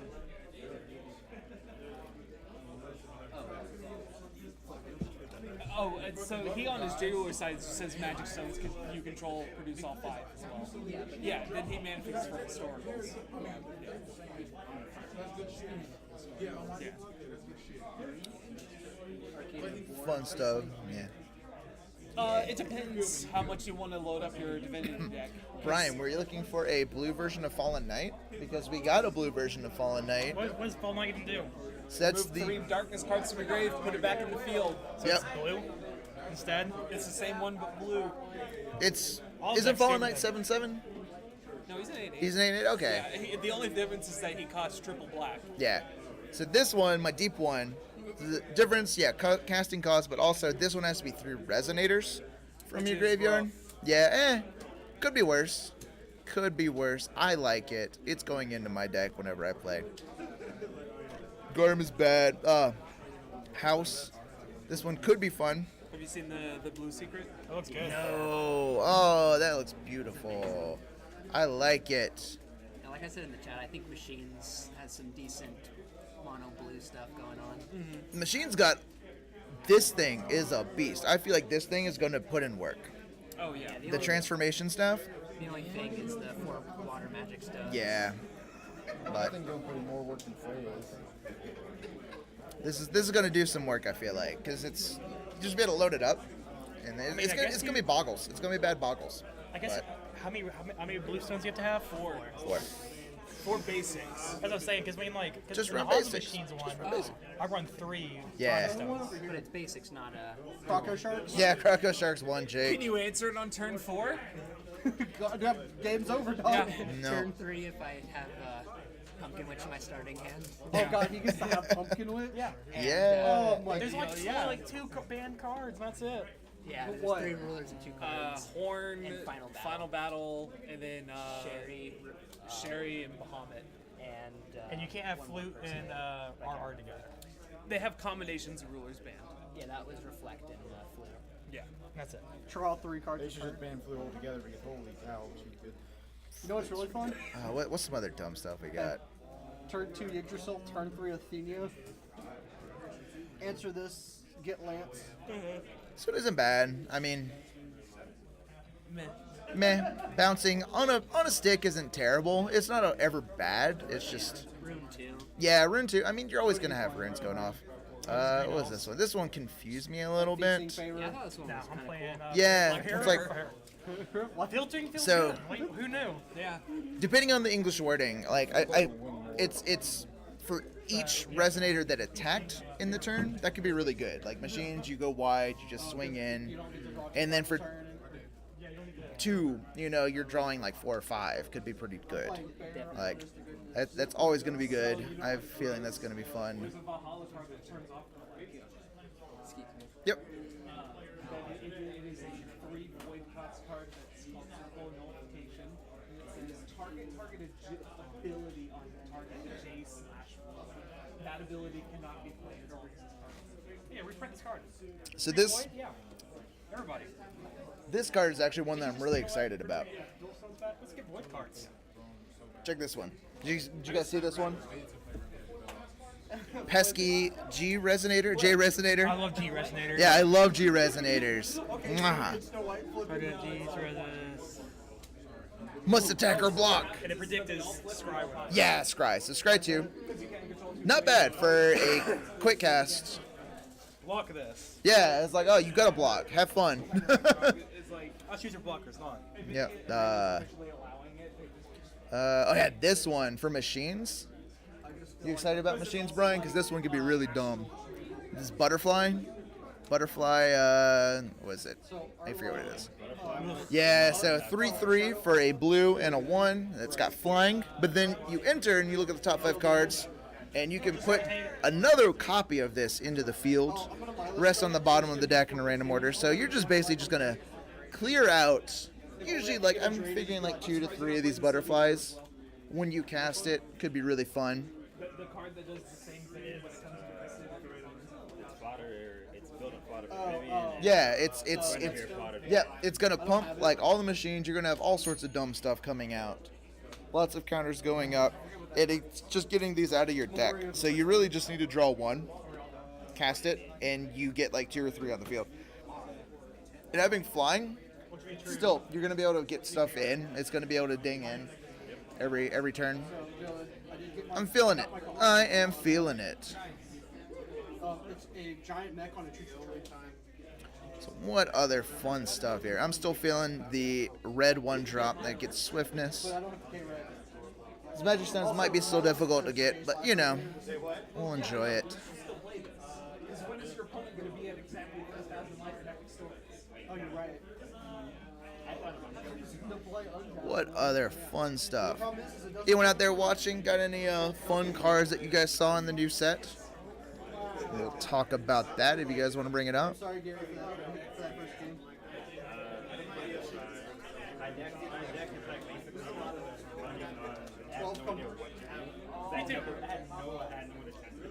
Would really like for all these cards to be revealed in English. Would be pretty cool. Intern Coon, please. I feel like my deck does fine, except against yours, where it's like, unless I stick the Minerva, I can just. I can keep these. yeah. Well, it was just like I stuck the Minerva, so it was just like, okay, what turned out this was my turn. I put away. I had Stuff has a turn All on. right. What's it? We both had them in. So one of the weird things I saw though is that we're referencing Ayu in some of the flavor text in some of these cards. So hopefully she is coming back. It would be pretty cool. Have we gotten an IU card in this new cluster yet? Have we gotten an IU card in this cluster yet? What set? Like what? Like to put in IU? No, like IU herself. Have we gotten an IU card at all? this cluster besides the resonator, the white resonator. The white resonator. Oh yeah. Okay, cool. I was just confused because they were referencing IU in a flavor text here, and I didn't remember her being out. But Yeah, choose a rare and one. Yeah. Yeah, that was the white one we could This also cast. provoked me to play And then bounce it white back to your hand. Fuzi. yeah. No, don't do that. What's some of the other stupid cards? Ares. I'm still really excited that they showed off Ares here. Ares feeling like a good finisher for just white weenies, blowing up everything, swinging in. All those little dudes you got. Oof. Gonna be good. Gonna be good. That is just in white. I kept thinking about it. What in white would you be able to turbo that? Like, what would you be able to self banish? What can banish yourself besides messenger? Wait, what? For Because for the suits on the form. yeah. Because he combos with the addition. One drop edition. Oh yeah, the 1-drop edition. Where is it? This one, yeah. The holy grounds, the cemeteries. I mean, you're getting +2 to them. Oh yeah, there are 3 or more. Yeah, exactly. But I feel like this is like it's not gonna be super relevant to white weenies. Like long game, yes. Long Put that games. in my human tribal. Oh yeah. But how do you feel about Ares, Dylan? it's Ares is gonna be pretty good. nuts. Not a human though. Yeah, but He's a deity. she's a deity. Look at her. Hope we're getting her as a secret rare. I think we are. That'd be good. I say it's gonna be Ares. If we already know Ares, Freya, and yeah. Diablos. The Diablos. Yeah. those of you out there, if you have not seen the Diablos Secret Rare yet, definitely look it up because that is a spicy, spicy card. I am loving that one right now. It is. Yeah.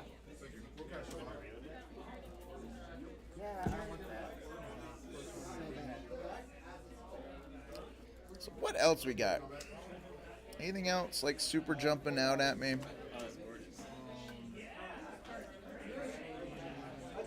Still can't believe we got. Fushi got a couple of good dragon cards. And the 4-drop's pretty good too. You flip Fushi. I play Time Wave. No, doesn't Fushi on his J ruler side just search for a dragon? Yeah, he just searches the dragon, I'm pretty sure. Right? So, epic stories. Time Witch. Yeah, I flip 3 times. You can do it. Does it go to 4 or 8? What is it? Fushi. The life. You restart the game. Okay, I don't know if it said it was in the game first, so you want to get that's fine. Yeah. No, Fushi is 4 or less. Oh, is it? Yeah, okay. So we were wrong. Fushi's still garbage. Garbage. Just Fushi still garbage. Nothing's changed. I mean, the 4-drop dragon isn't terrible. That's the flying swiftness. still, who cares? He got a good dragon. He can't even see it. Nah, can't search it. Yeah, this one. There it is. Lightning dragon isn't terrible. Or thunder dragon. Just get Leo The 2018. Yeah. No, the 2000. Yeah, the 2015 would have been okay, but it's 6-drop. It's a 6-drop. Yeah, which is missed by World Dragon stuff. It's like Yep. All right. My earlier statements about these new dragons were wrong. They are still garbage. Fushi's still garbage. Nothing has changed in our world. All right. So I know the second round is over. Let me see who we got coming up here. So I'm going to mute for just a second. I'll be right back, guys.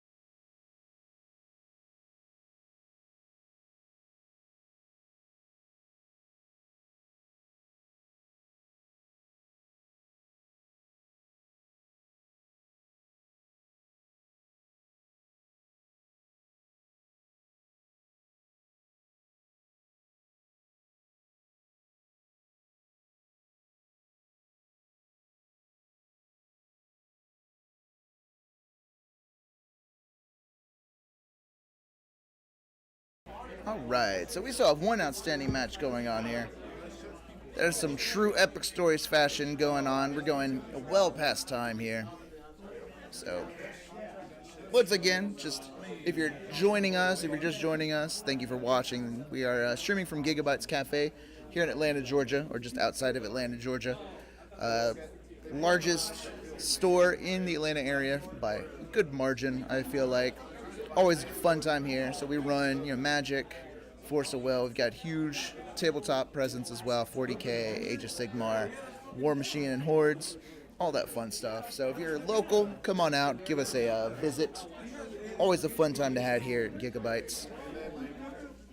So anyone out there watching, have any questions, comments, concerns, let me know right now.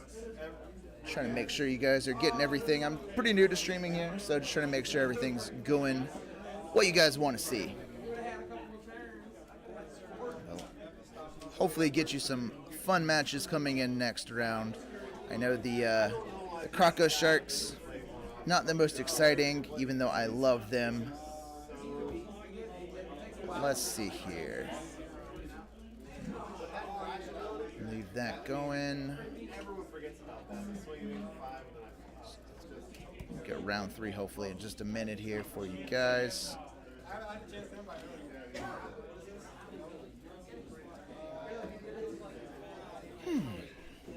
So I myself pretty excited about this new set. Hopefully, we can get a lot of people coming out for pre-release this Saturday. So if you didn't hear earlier, we are running 2 pre-releases on Saturday this weekend. One will be at 1 o'clock. The other one will be at 6 o'clock. Pretty standard pre-release. It'll be 25 for entry, and you'll get 6 of the new cards, plus a pre-release or promo for the pre-release, which is Kara. There she is. The beautiful Valkyrie. Get some flying and some pumps if you're running red for a 4/4 or a 1-drop. Not too bad for a Valkyrie if you're running that. And then we will also be doing a door prize for one of the beautiful new mats in the pre-release kit. And then the winner, whoever is the top seed after we are finished, will also get a mat. So if you're local, come on out. Always a fun time here. And if you're looking to get into Force of Will in the Atlanta area, also come on out. All the people here, great. All of us have tons of extra cards. Always looking to help new people out. So once again, if you're here, come on out and join us.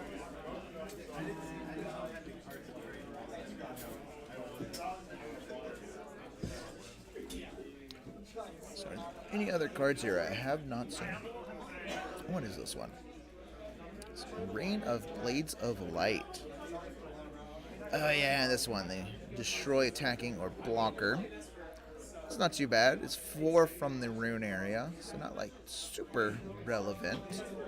But I'll take it. Pretty good. That one's bad. Of course, we saw... What's this one? Oh, it's the 1-drop. The white 1-drop. Yeah, this is the one that gains barrier. I think she's going to be pretty good, too. Just because it's pretty easy to run mono white. Just get those light stones out there. So, were-rabbit as well. Oh, it's going to have the 1 to 2 were-rabbits each set. Make sure that they are always present, relevant sometimes. I like it. Keeps that Force of Will feel going. Yeah, I mean, if I man, it's no joke. I mean, when this trigger takes you,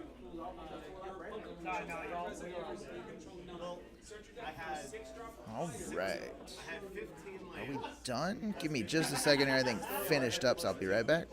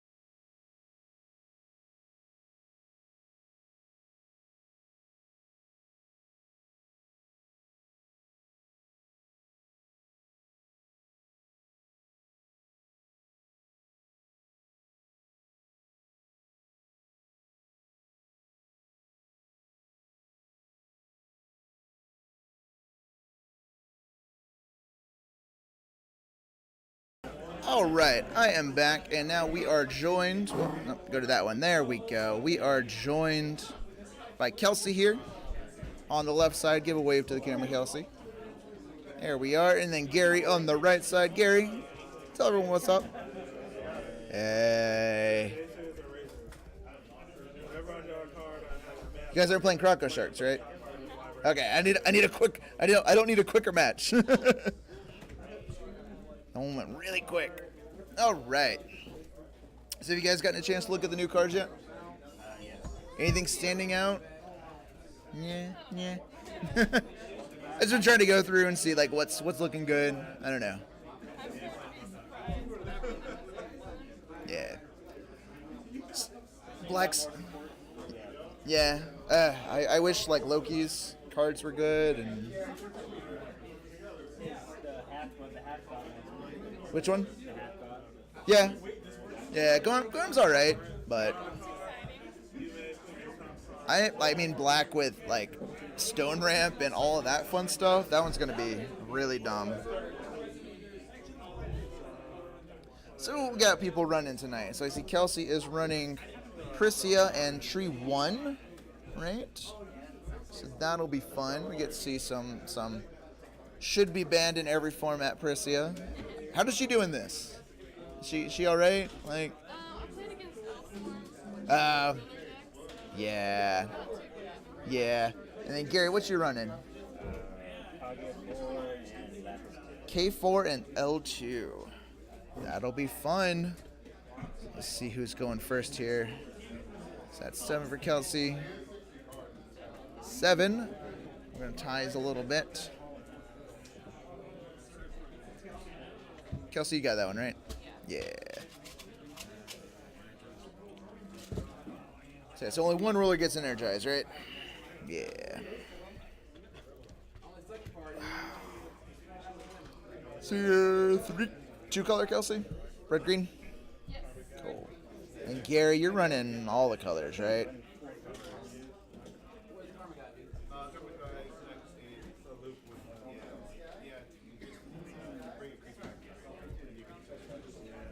Sorry.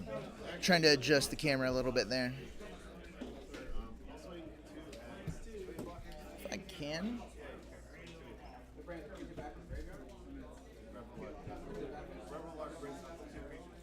There we go. That's a little bit better.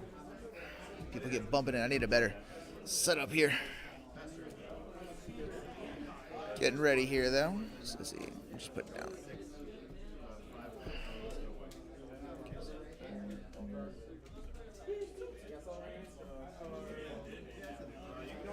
So mulligan's done. Kelsey starting it off. Calling a stone with that tree there. So tree, gonna stop you from dying. So once you would hit one or sub 100 life, you would stop at 100, and she's gonna be able to search out.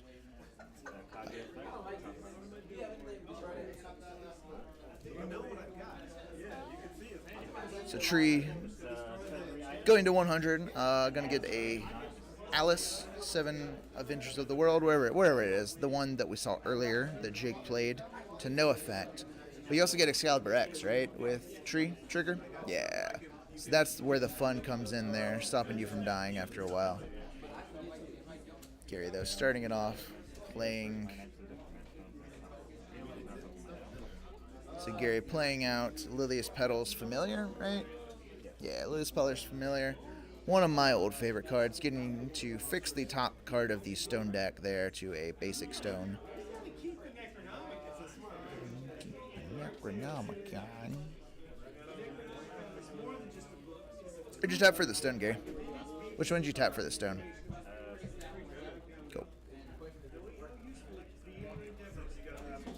That goes back on top there. Keeping you honest.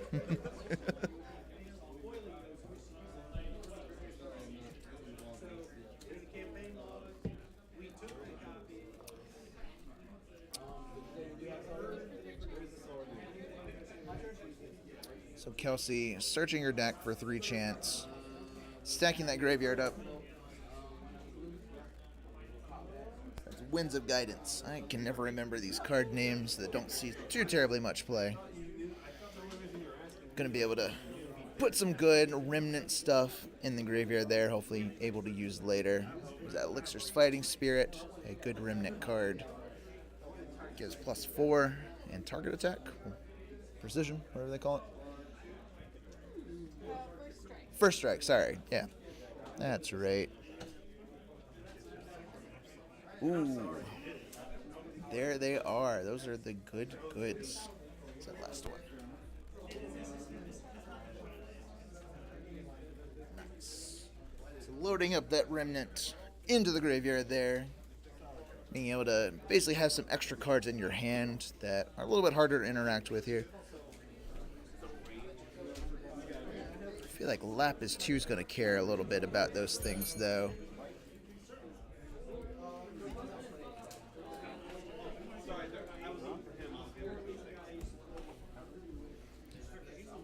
What does Gil Lapis there do?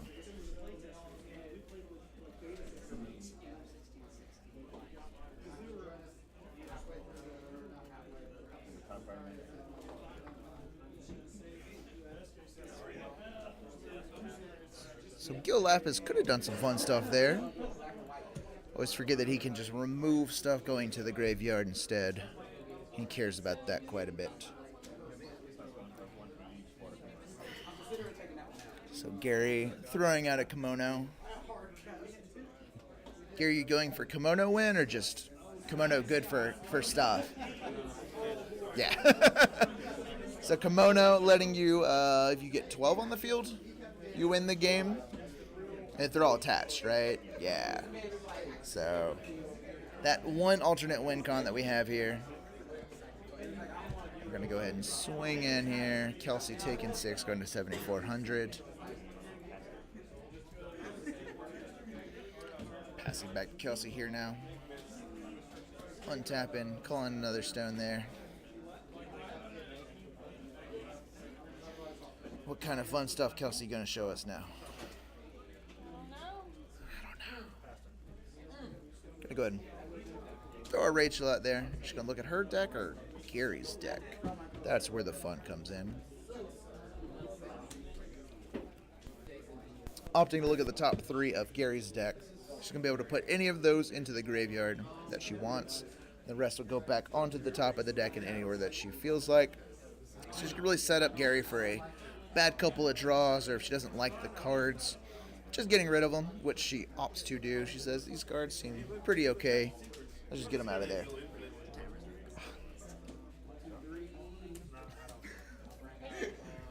I'll be right back, guys. Hold on a second.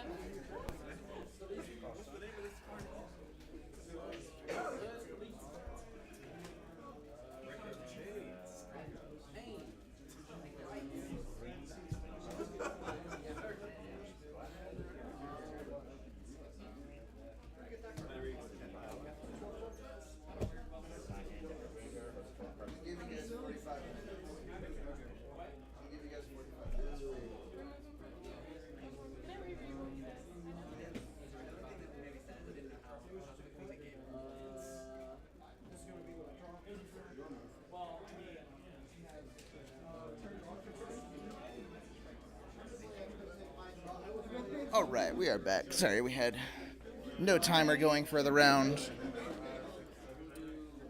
Anything fun I missed? Remembering what he does. Just reading Gil 2 there. We will also read Gil 2. So front side of Gil 2. So his judgment is black, red, and 6, and you can pay 1 less for each card in your opponent's removed area. Is there anything removed yet? Out of... Oh, from the Gil? Yeah.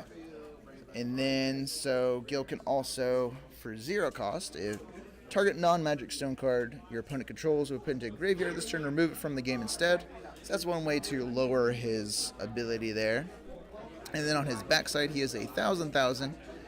And once again, for a 0 cost, you can put target non-magic stone card from your opponent's removed area on the bottom of their deck. And if you do, this card gains swiftness, precision, flying, or first strike. So you can do that multiple times, give him all 4 of those if it feels like. If you really want to, you can be really weird and just give him swiftness like 8 times over by putting 8 things down under. And then for X, you can play target face-up card with total cost X or less that your opponent has removed without paying its cost. So basically, you're just matching its converted mana cost and getting all that stuff in there, and then it's once per turn. And then for a red and a black, you can put 2 target non-magic stones from your opponent's removed area on the bottom of the deck. Then you can destroy a resonator if you do so. So Gil, if he flips, going to stick around, do some real work. So Gil attaching the kimono to that familiar there, hitting Kelsey for 7.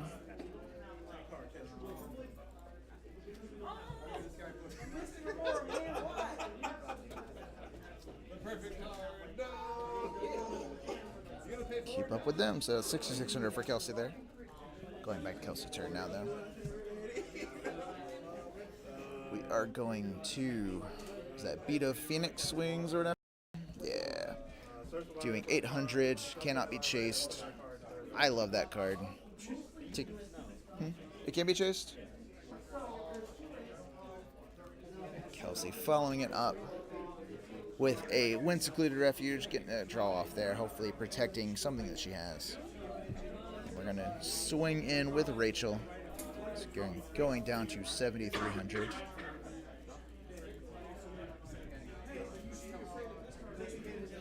And passing it back to Gary.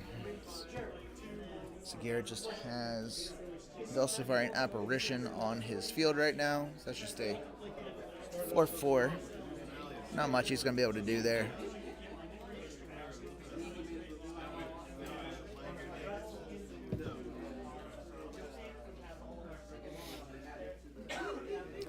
Thinking over hard decisions. These Singleton formats, always pretty good. Just for the amount of stuff that you can do, you have to think about each turn. Always a wide range of plays you can make. So Gary, so one thing he keeps doing, he's activating that Kaguya effect.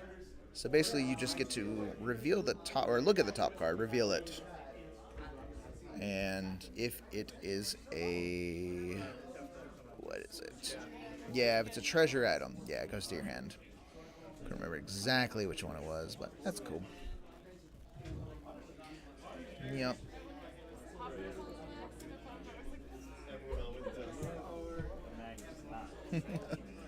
Gary then swinging in that Velsavarian Apparition, knocking Kelsey down to 6,200. And passing back. Gary keeping those 4 will open. Hopefully he's got some fun stuff to do here. Kelsey now. What are we going to follow up with? Going to tap 2. And we're going to play Glinda, everyone's favorite. So now, Glinda, when she enters, you get to target something and it can't block. Doesn't really matter here with the Velsavarian Apparition being the only thing on Gary's field. Can't block anyways because it is tapped out. But we got to target it anyways. And we're going to finish it off. We're going to tap another 2 here. And we're going to look for Reunion of Master and People, something like that. So she's going to look for the top 5 of her deck and then pull a red Resonator or a red Chant. Well, both, yeah. And or there and to her hand. It's a good way to thin out. Look to see, you know, like what your draw is upcoming where. It's both colors, yeah. So you'd be able to get like anything that's like red green, red black, stuff like that. So. Do you reveal on that as well? Okay, cool. So she is going to grab a Maribella and a, what is that? Thank you. You're so nice. Crimson Sanction. Whew. So red, choose one. This card deals 400 damage to target J Resonator, or this card deals 300 damage to target player. Seal 5, and it gets both of them. So seems good. So that Seal 5 should be live there. And she's going to go ahead and swing in that Rachel there, putting Gary down to 66. Evening up that life total a little bit more.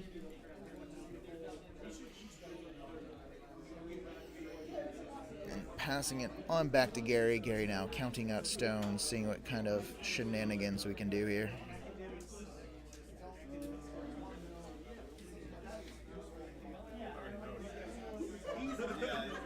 thinking it over. No, it's a joke. I mean, you just have to erase the very so remember. Go ahead and start tapping. So, red, black, red, blue. So now get 2 reds. We're bringing out Serto. So Serto, a beautiful old card that we really need right now, I feel like, but it's players cannot gain life, and whenever a resonator is put into a graveyard from a field, Serto itself deals 100 damage to each player. So one way to just kind of punish people for going wide, getting a lot of bodies out, a white weenie. I feel like this is something that we can really see right now. Like, life gain, pretty out of control. But we're not getting it right now. But then Kelsey going to her turn, trying to play a Maribella. Gary going to respond to it by playing a Zeke's, cancel that summon spell there. So poor Maribella, never getting to see the light of day. Kelsey contemplating her follow-ups here.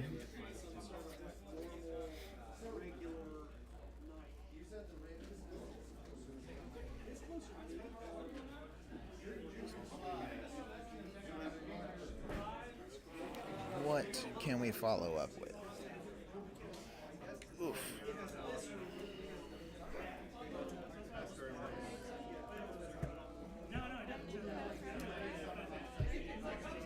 So we will Remnant Rapid Growth there. So that'll be a 11/11, so Rapid Growth giving +4/+4. It's a good way to even up or make something a little bit bigger. But Gary going ahead, taking 11 damage there, going down to 5,500.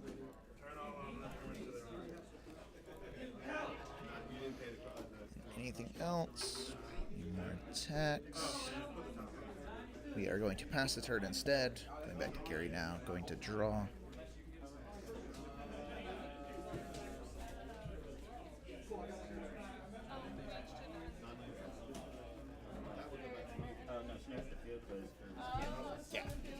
Yeah.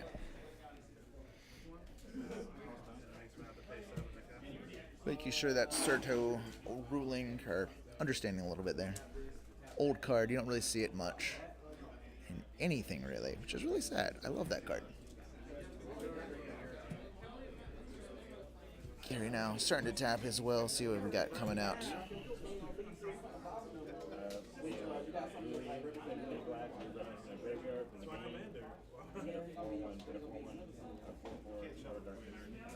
So he is playing with that. That's Val 3's edition. What is that one called again? Yeah, Town That Never Was. So that one just lets you remove a card from a grave, a resonator from a grave, in your grave, and then put a 4/4 token into the field. So good way to just load up tokens a little bit.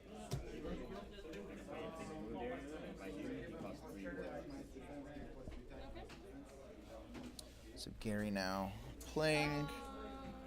What's that?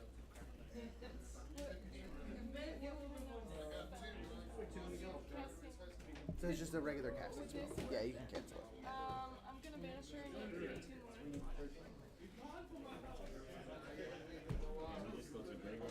Did you go to graveyard?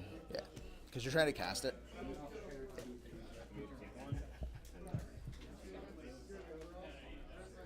Yep. So that's a little bit of interaction. So Gary trying to play. What is his name again?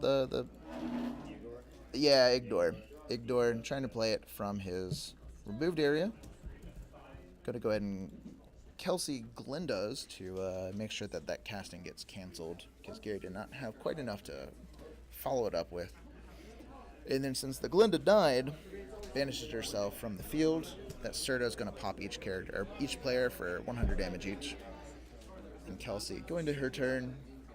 Gonna go ahead and start playing some chant standbys down. Some little bit of mind games going on. We'll see what we got laying down there.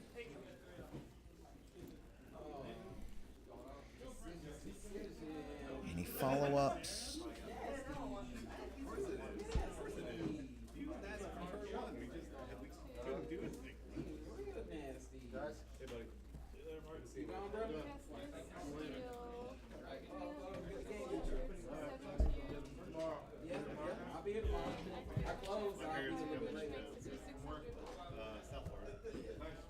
You paid the 2 for the face down, right? Okay. So following up there and just doing some face burn, hitting Gary for, what was that, 13? Yeah, so 7 plus 6 there. Or 7, yeah, 7 plus 6. Going down to 4,100.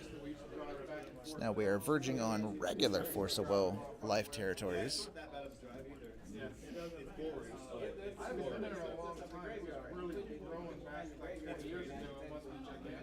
It's crazy how big it is. Oh, by the way, I'm taking this back, right?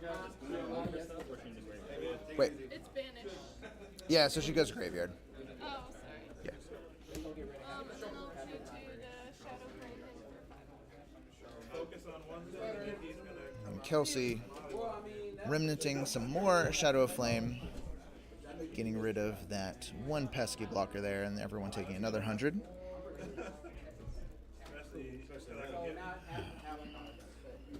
So what did happen? So we use a traumatized as Then some more pumps there onto that Rachel. That Rachel putting in some work. So another 13 swinging in there. So Gary going down to 2,700.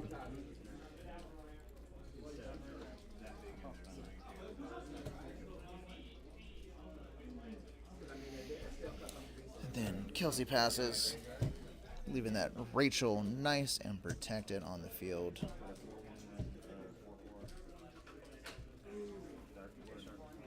Gary now removing that Igdor that he tried to cast before back into the removed area, and then getting a 4/4 token there, and then attempting to play that Igdor again. Igdor does in fact stick this time around, so Igdor is a 9/9. Pretty good doggo boy there. Pretty fun way to get him in for cheap. And Gary's going to pass the turn. Going back to Kelsey now. Untapping, getting the Prisia stone, feeling good because that Prisia is there. So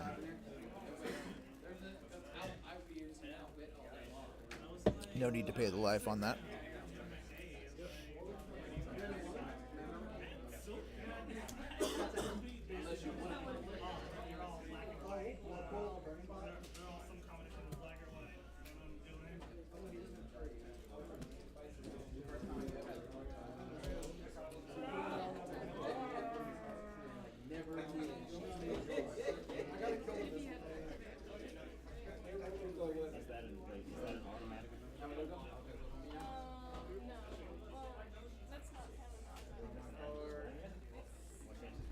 Yeah, because it's got the arrow. Yeah. Whatever.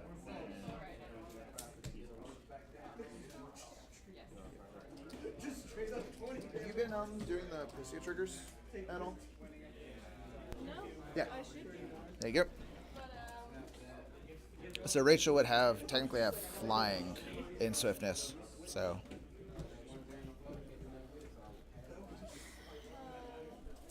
just making sure.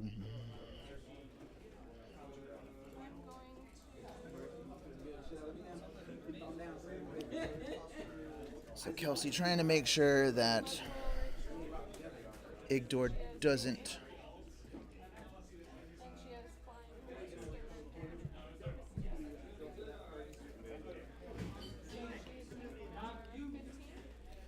So Kelsey blood boiling the Rachel that we just figured out has flying and hitting for 15. So Gary going down to 12 there. And that Rachel should die after. What was that?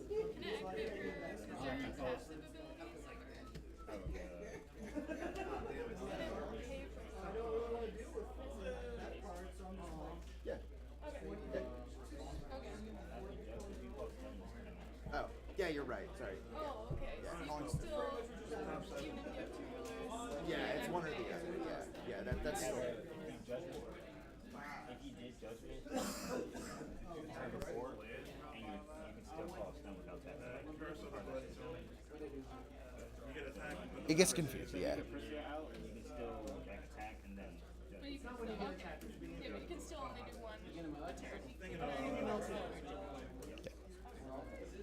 Yep. Sorry. Making sure things are still here. Epic Stories is kind of a weird format, so we still keep the Callstone or Judgment, even though you have two. So it's kind of the easiest way to keep things fair here. So just making sure that that's the case. Otherwise, that Pristius would come in. Nope. Nope. Just goes to hand. So Kelsey getting rid of her Rachel. Getting a search off of that, so that Rachel certainly put in her work. Did quite a lot this one game already. I feel worth it, right? Yeah. Definitely worth.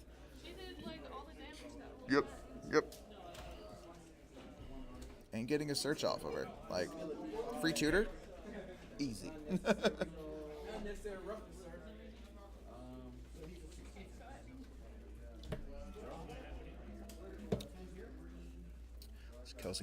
Passing it back over to Gary. Gary looking down. Quite a lot of life difference here. I believe in... That is a treasury item, yeah. I believe in Gary here. Believe in Gary. Gary can do 6,000 in one turn, right? Right, Gary? Just OTK right here. Out of nowhere. You can do 8,000 in one turn, I know.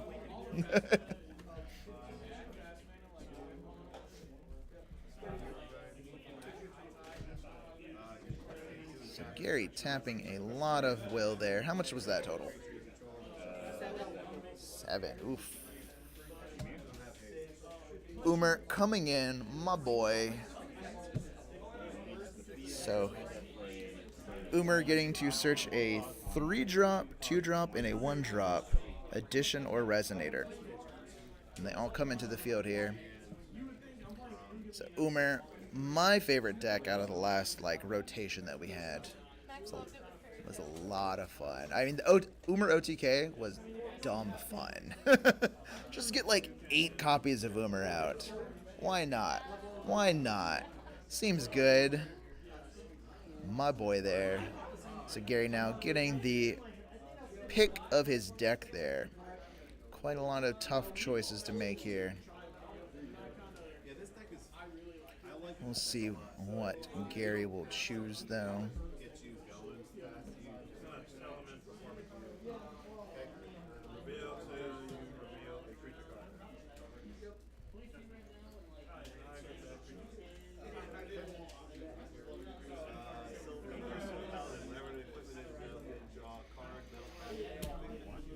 Getting a 1-drop, which is another kimono.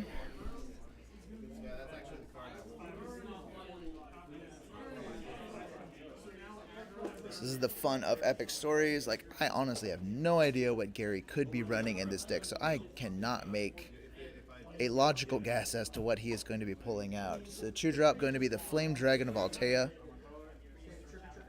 Fun old dumb card. He is, what, a 12? No, 10-10. 10-12, yeah. And so he seems he is only 2, but he's 1 more to cast for each card you have in your hand. So it's kind of the old way that they balanced him out. So it's the Flame and the Ice Dragons were kind of 2 sides of the same coin back when they were printed. But the Flame Dragon, arguably the much better one, because we had Flame King Shout in at the same time, which you could just play that, clear a board, and then slam that into the field and give it swiftness. So, so Gary now trying to figure out what that 3-drop is going to be. Something good. What kind of 3-drops could we have going in here? I honestly don't know. Chat, any ideas on a 3-drop Gary could be searching for?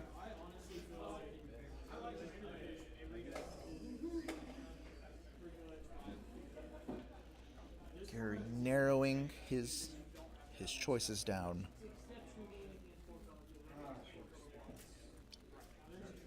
Oh, that's right, I'm a little bit off on life.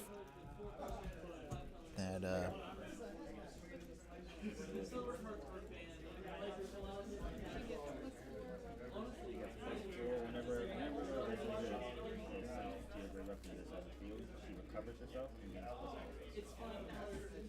is that Shadow?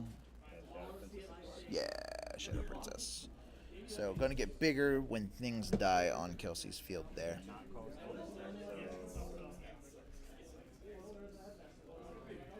Okay, making sure he did not call a stone. Dropping his cards. Lightly played now. It's all good.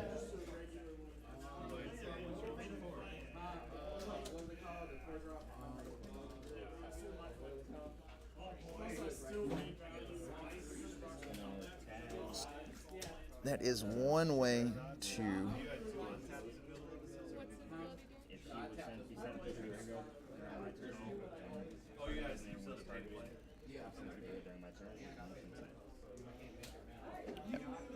So if she would die, she would be removed. Yeah. So Gary swinging an ignore. Kelsey going down to 5,000.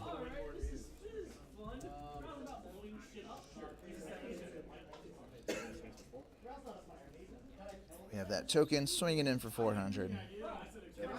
4,600. So Kaguya now flipping herself. Some judgment there. So what does Kaguya do on?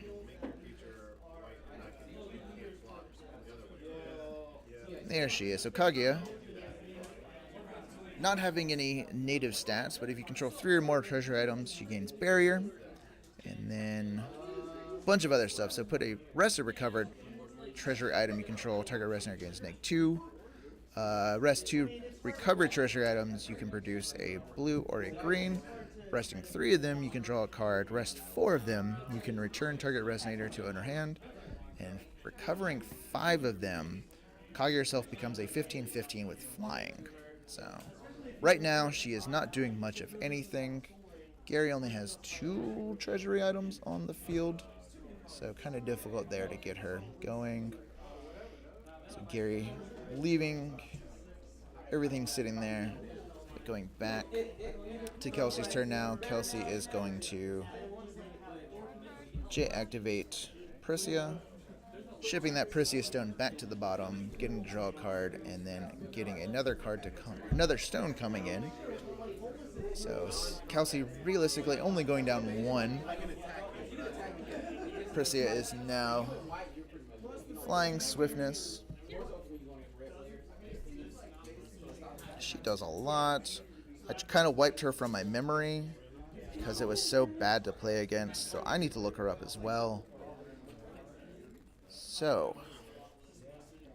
when this card enters the field, so choose 1, put target resonator you control on the bottom of his owner deck. If you drew the top card of your deck, resonator puts into the field, or magic stone, yeah. Yes, yep, as long as you have the will. If she attacks, can I still do that? After she attacks? That's correct.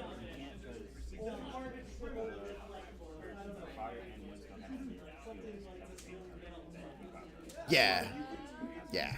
So that's the downside of it happening in epic stories, because you can't guarantee the fire and the wind stone both hitting at the same time. So Priscia right now just a 1,000 with swiftness. Well, she's got flying too because she got Apollo on the field, so she's still pretty good. The God's Art, yeah, just for the recovery, so not quite enough to close out the game.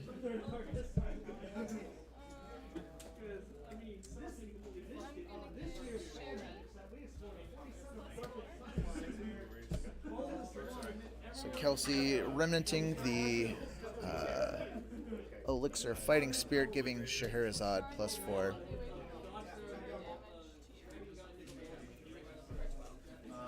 Kelsey then doing Thunderball Clap, right? Yeah, Thunderball Clap, which flings, basically. So she's going to get rid of that Scheherazade, who's now at 12-8. And Thunderball Clap does damage equal to the destroyed Resonator's attack to your opponent. So Gary now looking down 1,200, just enough to kill him from this fling. My favorite kind of card.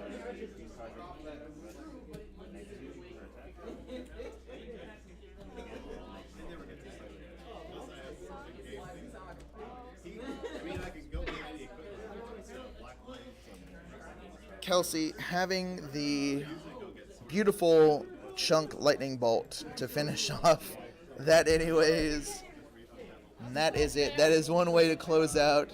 Hold back that lightning bolt just in case. Gotta love him. Why is his ear on his neck? We don't know, but we're so sorry, Aaron Miles. You got me sweating now when you got that fire out. Umer just always, like, you're staring down, it's like, wait, they just cast one thing, but they're up, like, 4 cards now? Like, you always feel bad on the receiving end of that one. Priscia, not as good in Epic Stories as she was in New Frontiers. Can't really guarantee that both red and green on the same turn. Kind of evens her out a little bit, I feel like. Oof.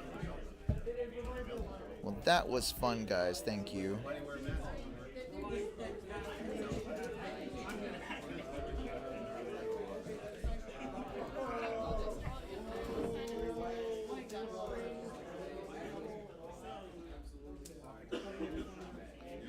All right, so that is it for stream on round 3 here. Anybody out there in chat got any questions, comments, concerns? If not, no, we'll have one more round. Yeah, we've got 12 players now, so we'll be going to round 4. So it'll be good. Hopefully people will finish up here. I think quite a few people are already finished up with this round. I see 1, 2 possibly still going. Yeah, definitely 2 still going here. Whew. So I am going to take a little break. I will be right back, guys. Catch you on the flip side.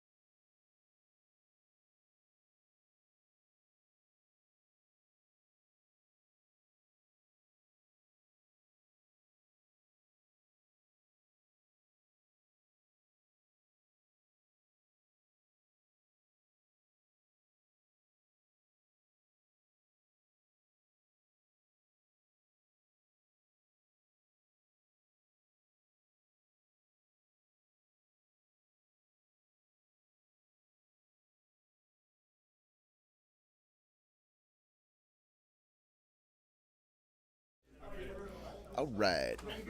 Ryan is back here. Yep. So, anybody out there still watching? Got a question. I know big GP going on this weekend. Trying to figure out who is going to take this one home. Anybody have any thoughts on what the top deck for the weekend might be? Still feeling Lucifer might take it home. My boy. Not really sure though. Because I believe that, I'm not sure if I'm right or not, but I'm pretty sure the new set is legal for this GP, right? Oh no, that's next weekend. Yeah, so next weekend will be the GP and the set dropping. So still trying to figure out what exactly is going on. I know Steven was planning on going there, I'm pretty sure. Boy, Steven Holsheiser. We miss you. Gone but not forgotten. Know you were in there earlier.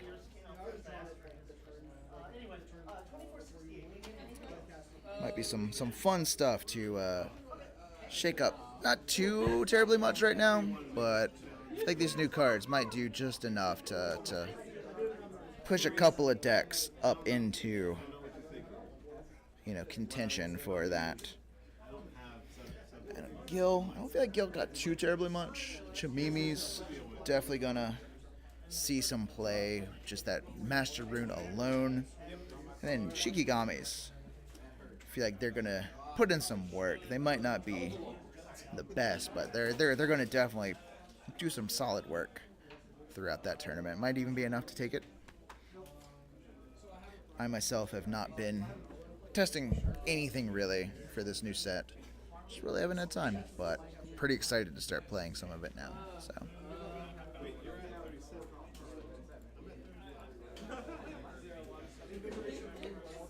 still got 3 matches going on out here. Got about 10 minutes left in the round. We'll see what kind of stuff we got going on here. New set though, like I'm still feeling it. There's still some fun stuff going on. And this new one's go back. Oh, we just got one more going on, David?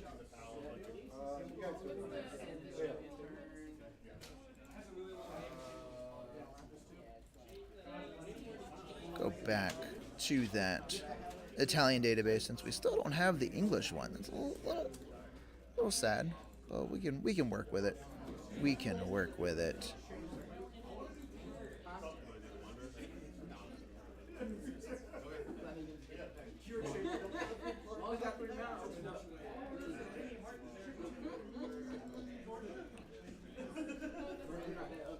Look at those English spoilers again. A little bit more easier to read.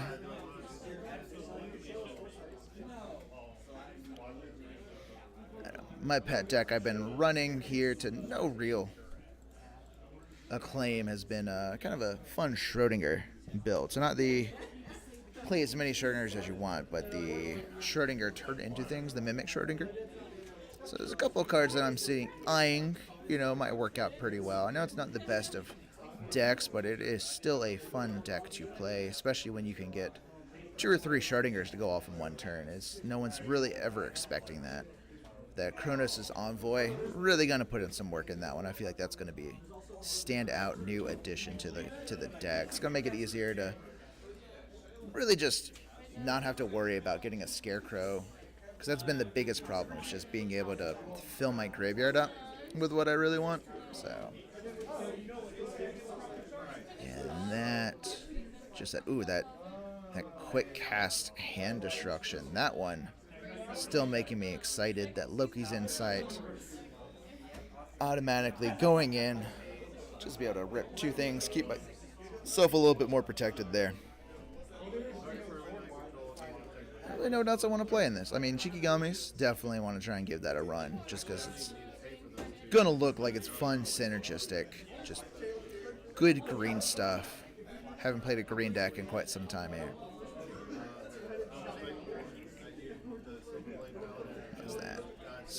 Shikigami Summon.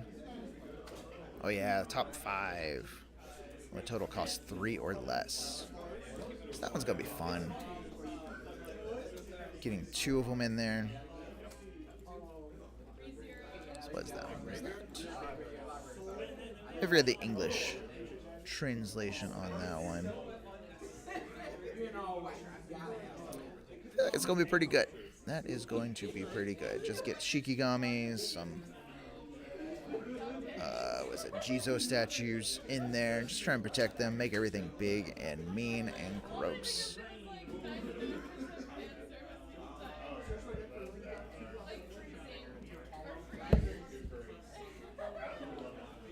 Ooh. No,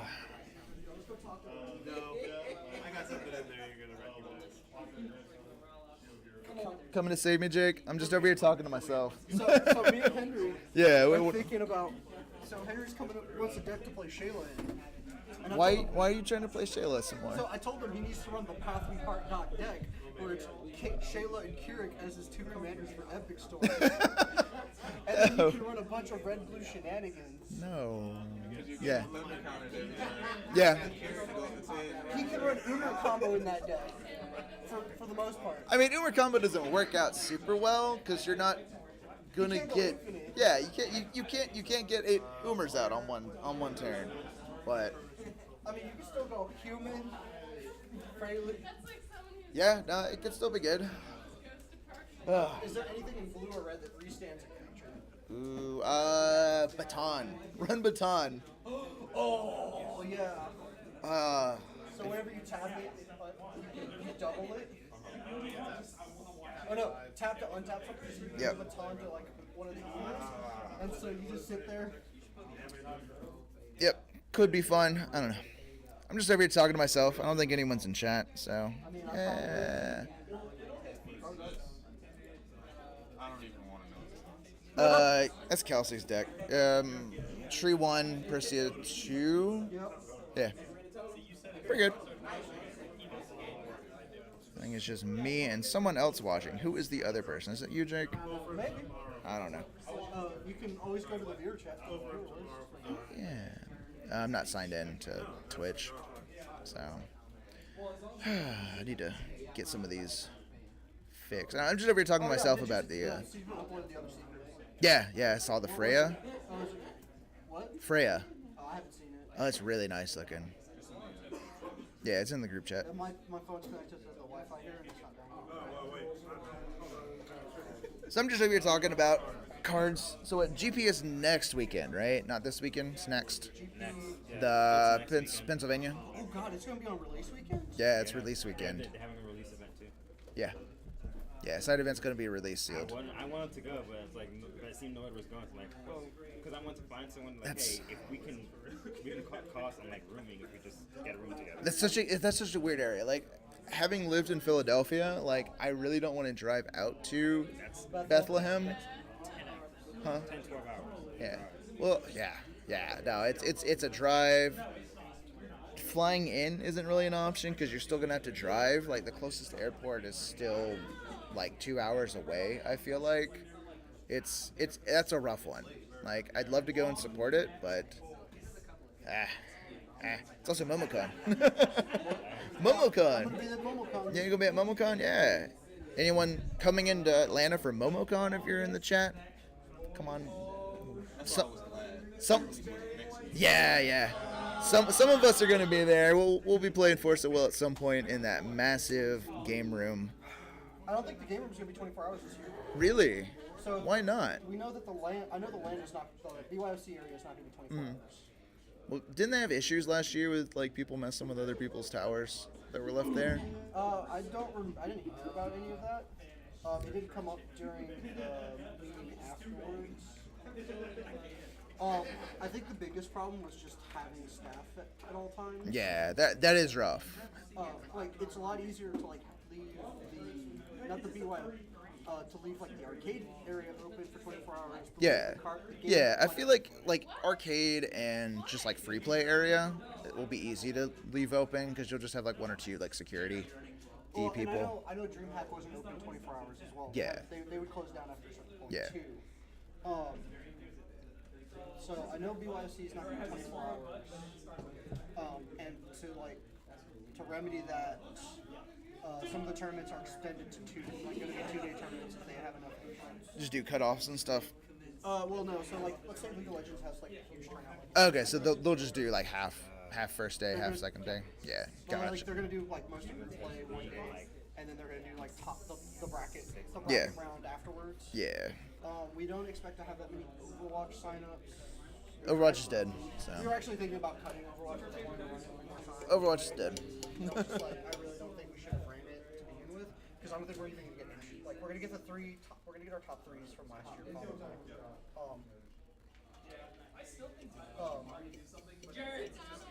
And the biggest problem there is like Overwatch last year barely had 5 teams enter. Not much of a tournament No. with five teams.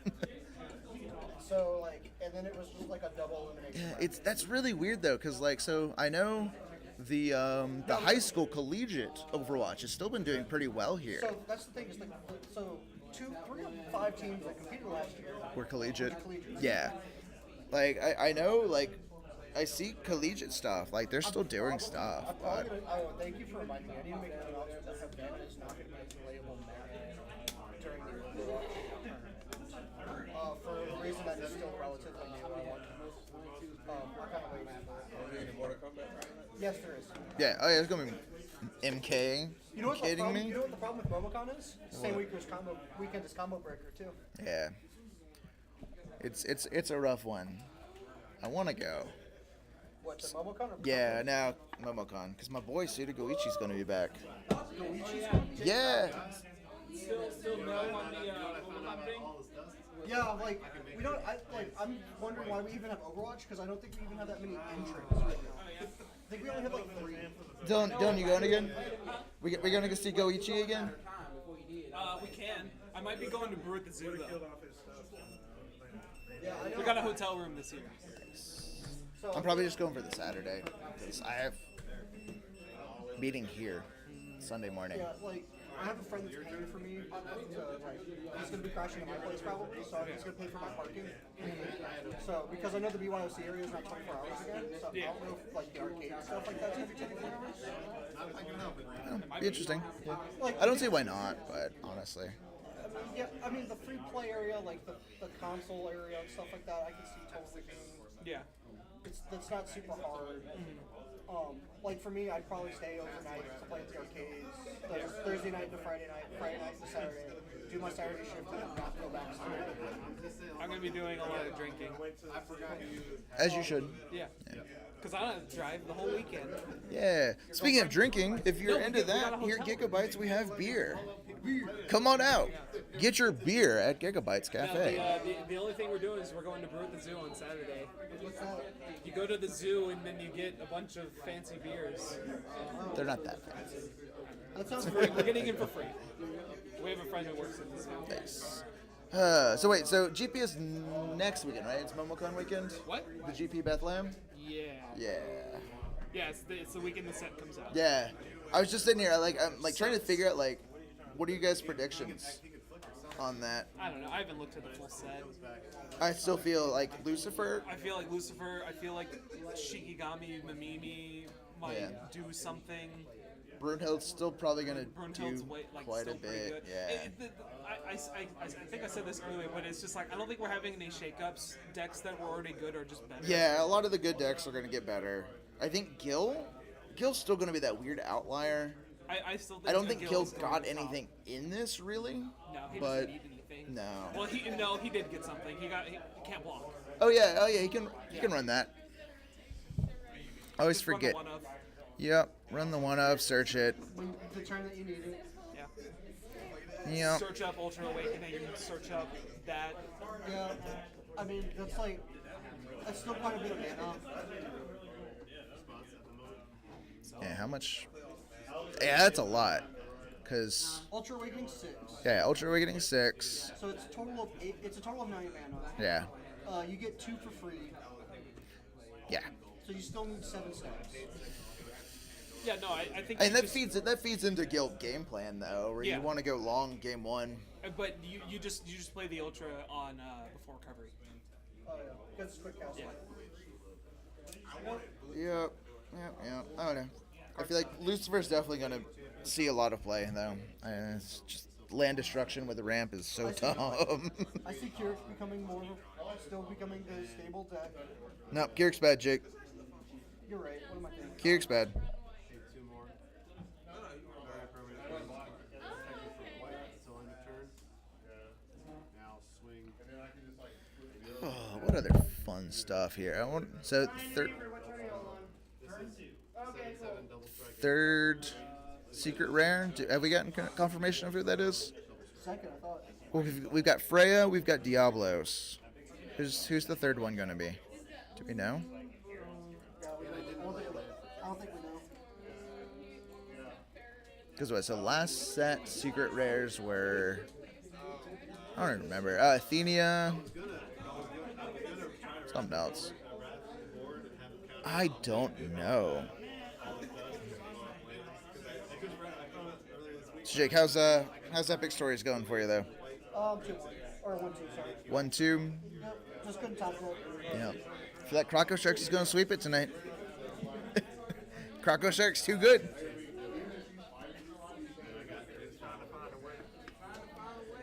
This Master Rune still makes me sad.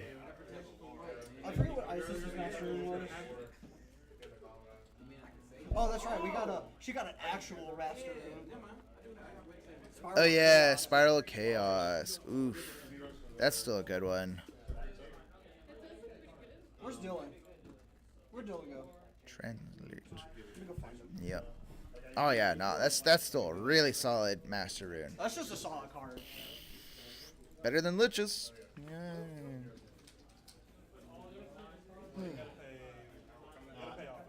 No, it just has to target permanent gains protection from white. That spell becomes white. That was smart.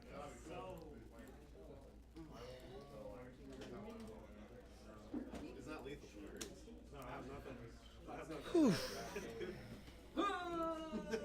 Good one, sir. He didn't mollywop me. He just Kind of did. no. He just did. Hard. Exactly. Doing that. He mollywopped me. So I'm gonna make sure this last round gets up and running. So I'll be right back, guys.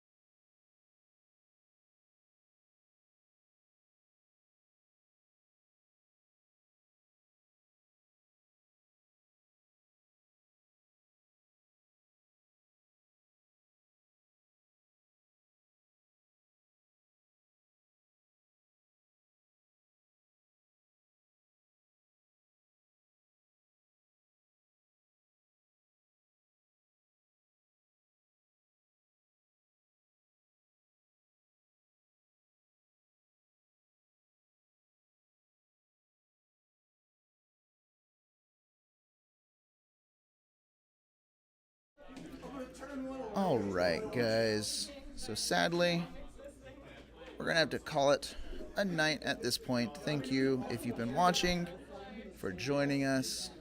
Really appreciate people watching. But we are going to... Does anyone want to be on stream, or you guys are already set up? We can jump over there. If you want? Did you already turn it off? No, not yet.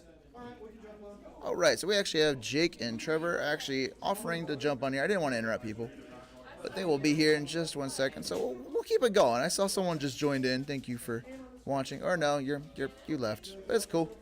We'll keep it here. Epic stores. I ain't proxying nothing this week. Yeah. Just the two bad girls.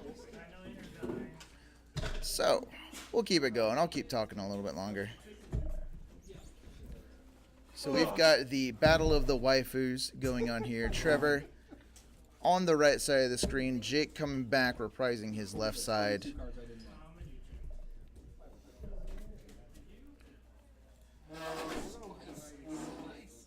We're gonna mulligan. So Trevor, who you running there? I see Shion and Imel. Woof. I'm gonna run mulligan 2. We got Snow White Sylvia. I'm terrified of Sylvia. I don't know. The more scary one is actually Snow White. I don't know, man. All right, let's go. Call Snow.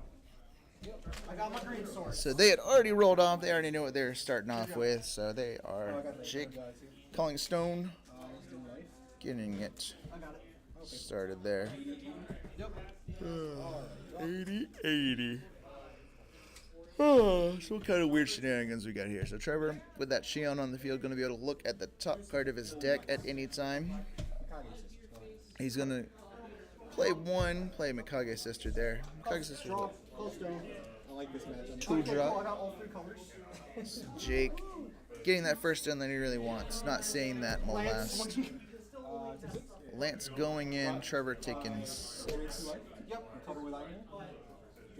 Okay, so take 2. Take 2, take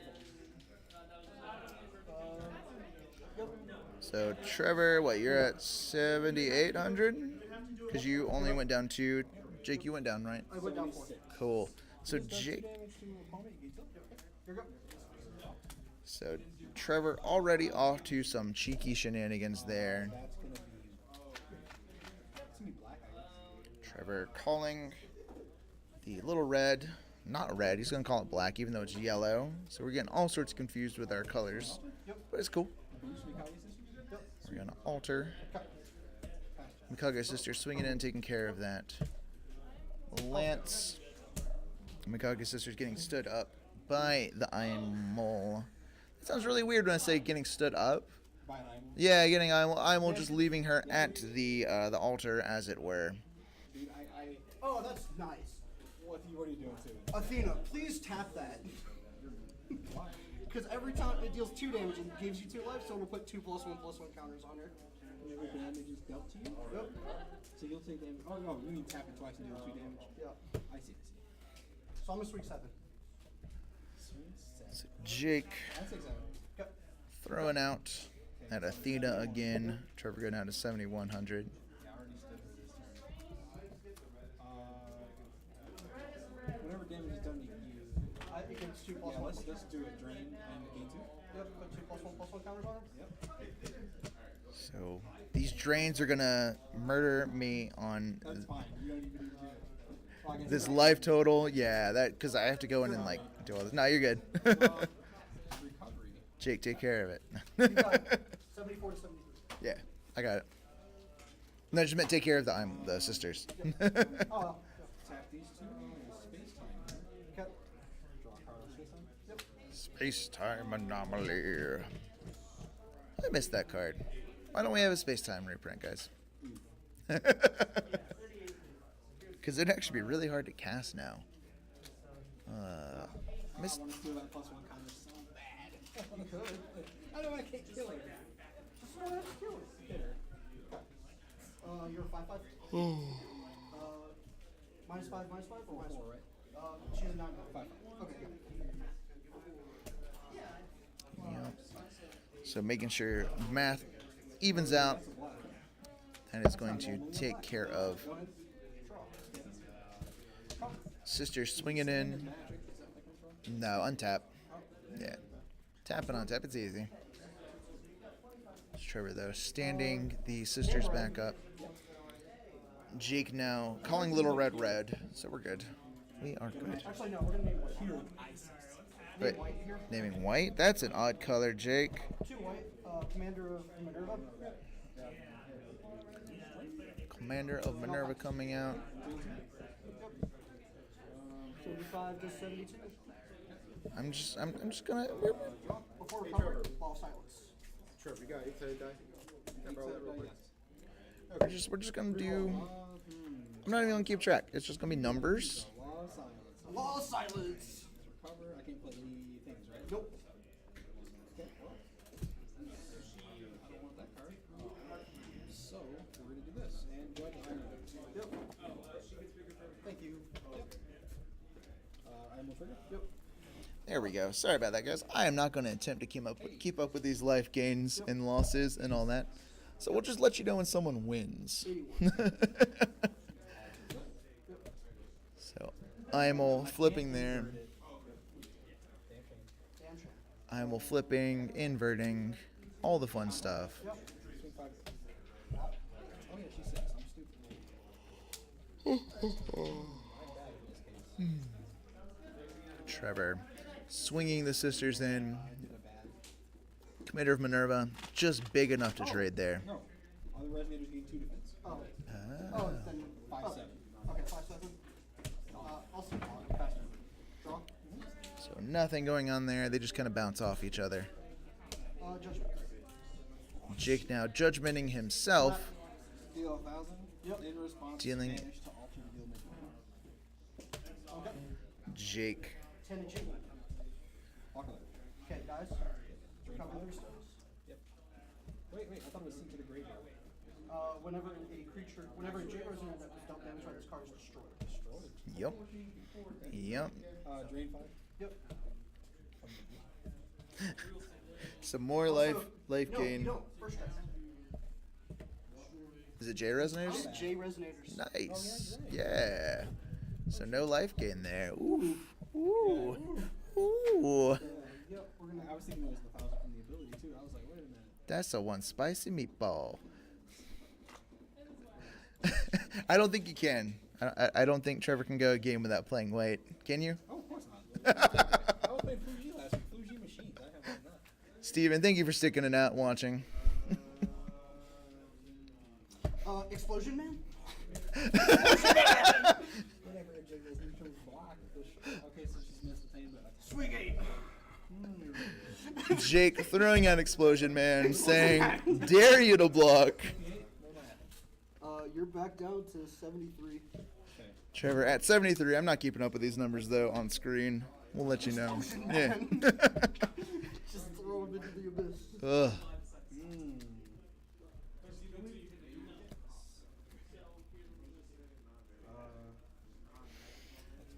No, let's not play that. Take backsies. We're gonna tap 1, 2, 3. Leave this up. Deactivate Shion. She on herself now flipping. Really? Yep. Okay. Flipping over. Getting that Misty Dragon Spear. This is going to be a hard one for Jake to deal with here, I feel like. Okay. And following it up with a Venus, drawing a card.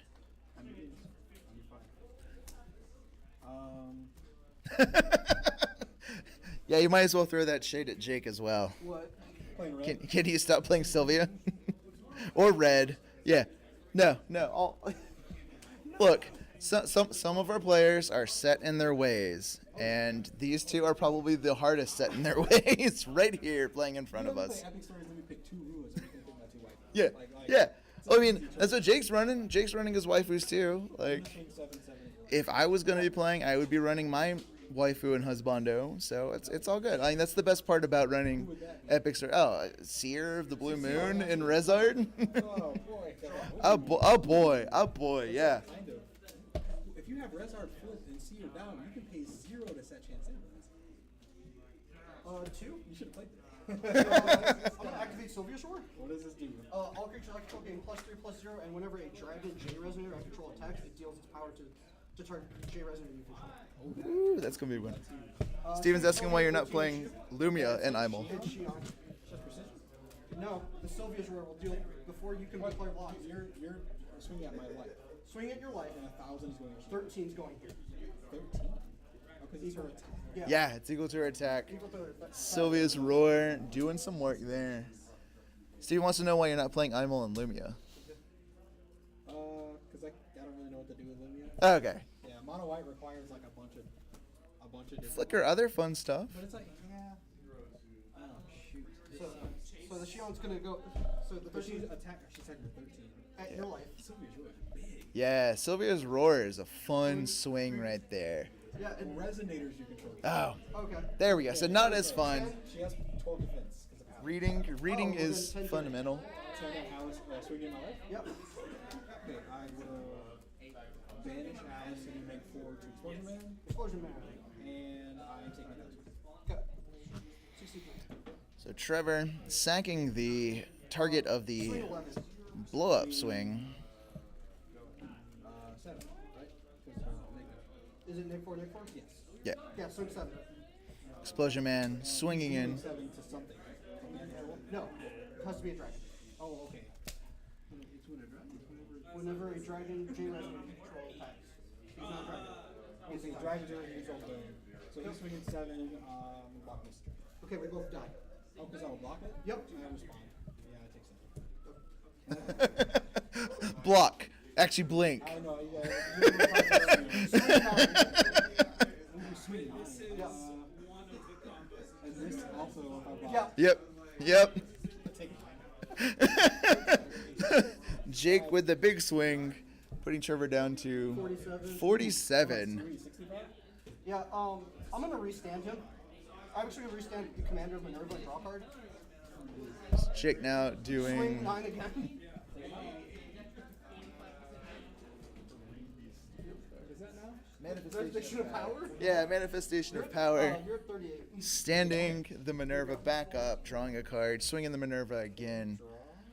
I would have had to discard, I think. 1, 2, 3, 4, 5, 6. Yeah, I would have had to discard my discard 6. Trevor at 38 now. It's not going to help me against your deck, probably. Okay, draw a card. Nope. I'm glad this isn't going the way your last game was going, Trevor. Oh, because I was playing another life game. Then. Yeah, life gain versus life gain. Oh, that I was just that need was to find the one of card in here and just be like, play it, and now we're gonna play a real game. Serto. Yeah, I got the good old Serto in here. Serto. I also have Blood Boil. Okay, so I have to figure out how to kill it. That's fine, I can do it. Yep, So that's. first, I'm going to judge your gods are. Well, I can't. I only have 1 Yo! Yeah. Fuse bien. Alright. Was that a diversity palace coming in? It's going to be 1, 2, 3, 4. Four counter or 4 pluses from the diversity palace. That'll be fun. Everything's a little bit bigger. Everything is normal now, right? Yes. It's normal. Yeah. Does diversity palace hit J-Ruz and just Rezos? Gain Cool. Simple skills with J Ruler and 1 for each race of Resonator. Cool. Okay, this is. Shion is going to go, what is this, 9, 10 into the Explode guy. Explode guy. Okay, Misty Dragon's going to go here. Yep. So Trevor being able to clear out the board a little bit now on the crackback. Dark Purge on Silver. -6, -6. Yeah. Okay. Thank you for giving me green back. That's fine. She's gone. Now I can play her. Now I can play Snow White. You've activated my trap. Oh no, we don't have the trap card. I think that's the end of my turn. She's still down. Nice. Yep. So Trevor blinking the Misty Dragon, So we're gonna call going I back. love Shion out. I'm down. I love because I can recover. That's fun. Trevor going to his turn now, or not Trevor, Jake going to his turn, playing a Mike, trying to filter out some cards. What do we got going on there? We're gonna play it pretty much. Yeah. What's sort of fun stuff? Anorexia. Ataractia, that's gonna be fun.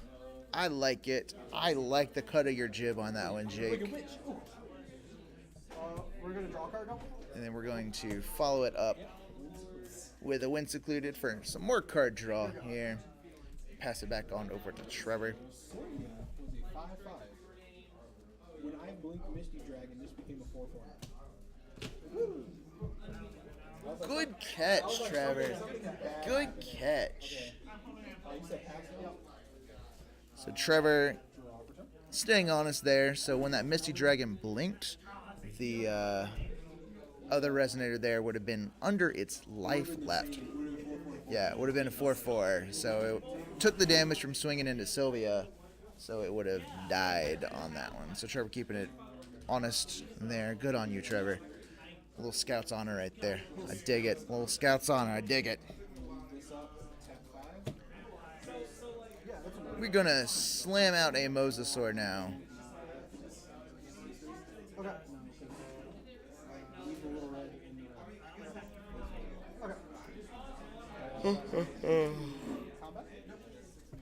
So, 53. Block. Yeah, block. Quick axe explosion. Quick axe explosion. So Jake taking some damage from that Misty Dragon Spirit. Misty Dragon blinking, coming back in. That's a relevant card. The Shion swinging in as well. But that Mike just going to stop and it's in there. Double white and cast Faria. So now Jake following it up, even with the down a couple stones, getting that white source that he needed. Whisper. Okay, Casting Adderant. 2 for Faria, and then playing Whispers. Gonna look at the top if it's Here we go. green. Yeah. Trevor is good at playing cards, or playing good cards. Yeah. Trevor is in fact playing good cards. Trevor, how do you feel playing good cards? Steven wants to know. There we go. That's all you want to know. Good cards, favorite rulers. It's a good time. Epic Stories is a fun format. I wish I was actually playing. It is actually fun. We should play next time. Yeah. I'm gonna play something with multiple players. I'm just sure no one wants to see my same deck for 4 rounds in one of those nights. Yes. Do I have to choose? What is that coming No, I out there? meant to look at your hand or not. Draw edition. So, what is that? That's Blazer, right? Yeah, Blazer looking at Jake's hand, snagging that Minerva out of there, making sure Jake can't keep Eternal. And that Blazer going up a counter. Playing another one. Oh, no. Yeah, I was like, wait a minute, something's wrong. Yep. Yeah. So now we got Vin Golf 3. Pandora coming out. So now we're going to get some Force shenanigans coming in. That dragon getting even bigger because of diversity. She's a 6/6. Yep. Prevent all combat damage. In response. Yep. Banish like 4. So Trevor swinging in that Moza, big old Moza, but that Faria going in there and blocking, doing some double duty there, making sure she doesn't take any combat. And then Shion following it up as a Shion swinging in there, doing just enough damage, getting Jake down to 30. Is that 30 to 36? 38. 30. Yeah, 30 to 38. Jake now finally getting to untap everything. Snow White. Snow White coming out. Okay, target attack. You can rest a J resonator. Feels real good. 81 discard 40 counter turns. Got it. Jake getting that Snow White out now and following it up. Adam Seacart. He's got swiftness. He's going to be swinging in for that massive 0 attack. That rabbit just coming straight for you. It's Banicula. He's gonna come in. Look at him. He's got murder in those eyes. Trevor catching himself.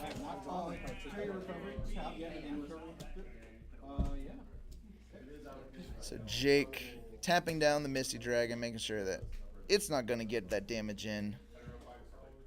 Did it. Did it. I did Ragnarok and Deep Ones. No. No. I was scared. Yep. I was sweating. It was Guild 2 and Lumia. His big, long, pointy teeth. I'm It at can't do any damage to us. So ornery because I goggled this mouth with teeth. Oh no, we were joking that the Adam Seacart got swiftness on the last because he used Adiracti to cast it. Yeah, there's like Banicula running in there, just like ah. the funnest.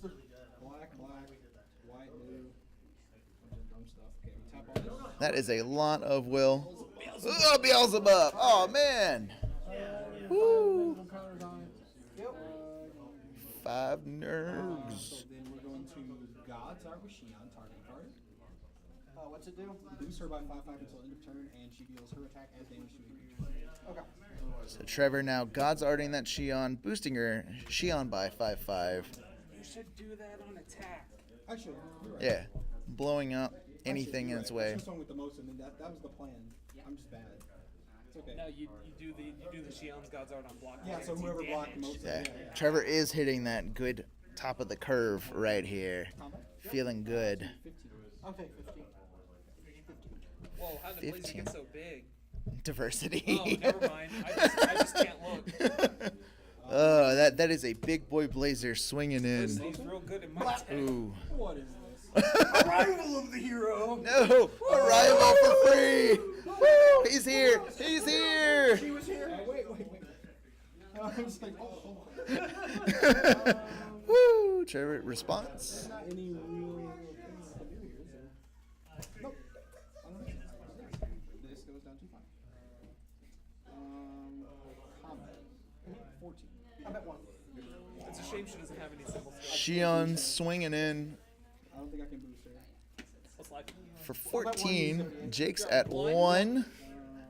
Trevor's still at 38. Do this. Alright.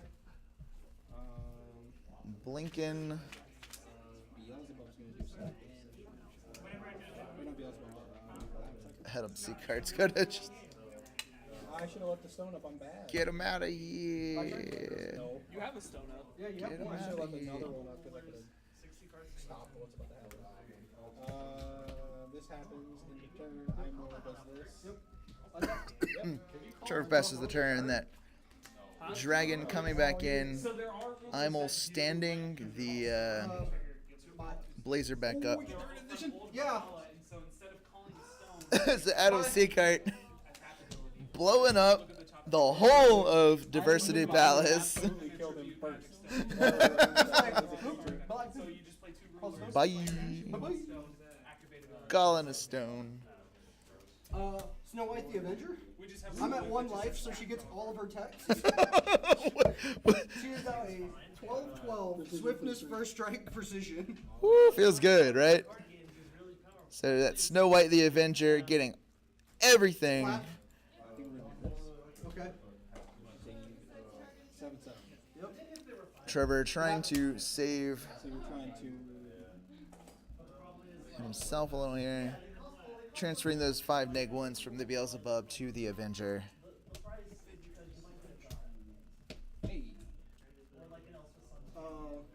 Getting rid of that Shion there. He gets a counter back because she. Yeah. Was she swinging in precision as 13? Yep. 13. Okay. 15 to 13. Yep. 15. Oh, I forgot. Yeah, he's 14. Black. So I remove. So you just block with the Beelzebub, same Yeah. result. Yeah. Yep. Well, until the game's over anyway. I Yep. don't have a blocker. Yeah. But that is it. Jake Yeah, I didn't reaching see for the any of stars. Didn't see any of my creatures. Not quite making it. I kind of wanted that. A quarter of my life. But that is it. That is dumbness of epic stories. Enjoyable format. I would rather. It's a good change. I'll give you this. I had a lot more fun than I thought I would. Yeah. Yeah. It's a good change. No, it's literally you just get to play whatever you want. It is really dumb. Yeah. Yeah. It- And like it's almost all of it is viable. Yeah. Yeah, I have insane dark patter in here. Yeah. He pops off. Yeah. It's like in Imul, you tap into the neck quarter creature and himself, but he has 4 defense. Stand him with Imul, do it again. Something takes a neg 8. It's like, oh, this seems pretty good. 8 removal. I got some dumb stuff. I couldn't find a special pack. That's what I wanted to put in here. E&W shot. Nice. Yeah, so that is it. I think Steven, you're the only one still watching, so thank you for staying So with If us. I did this again, Dylan, Yeah. I'm probably gonna make this Gil 2 in Sylvia. Seems alright. And Yeah. take out all the black and put in white. John? Yeah. Go to Did I John. do a good job? Does the overlay look a little better tonight? Good. Top notch. Nice.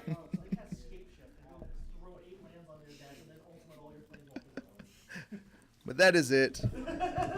I'm tired. I think we're all tired. Store's closing, so we are gonna call it here. So thank you for watching.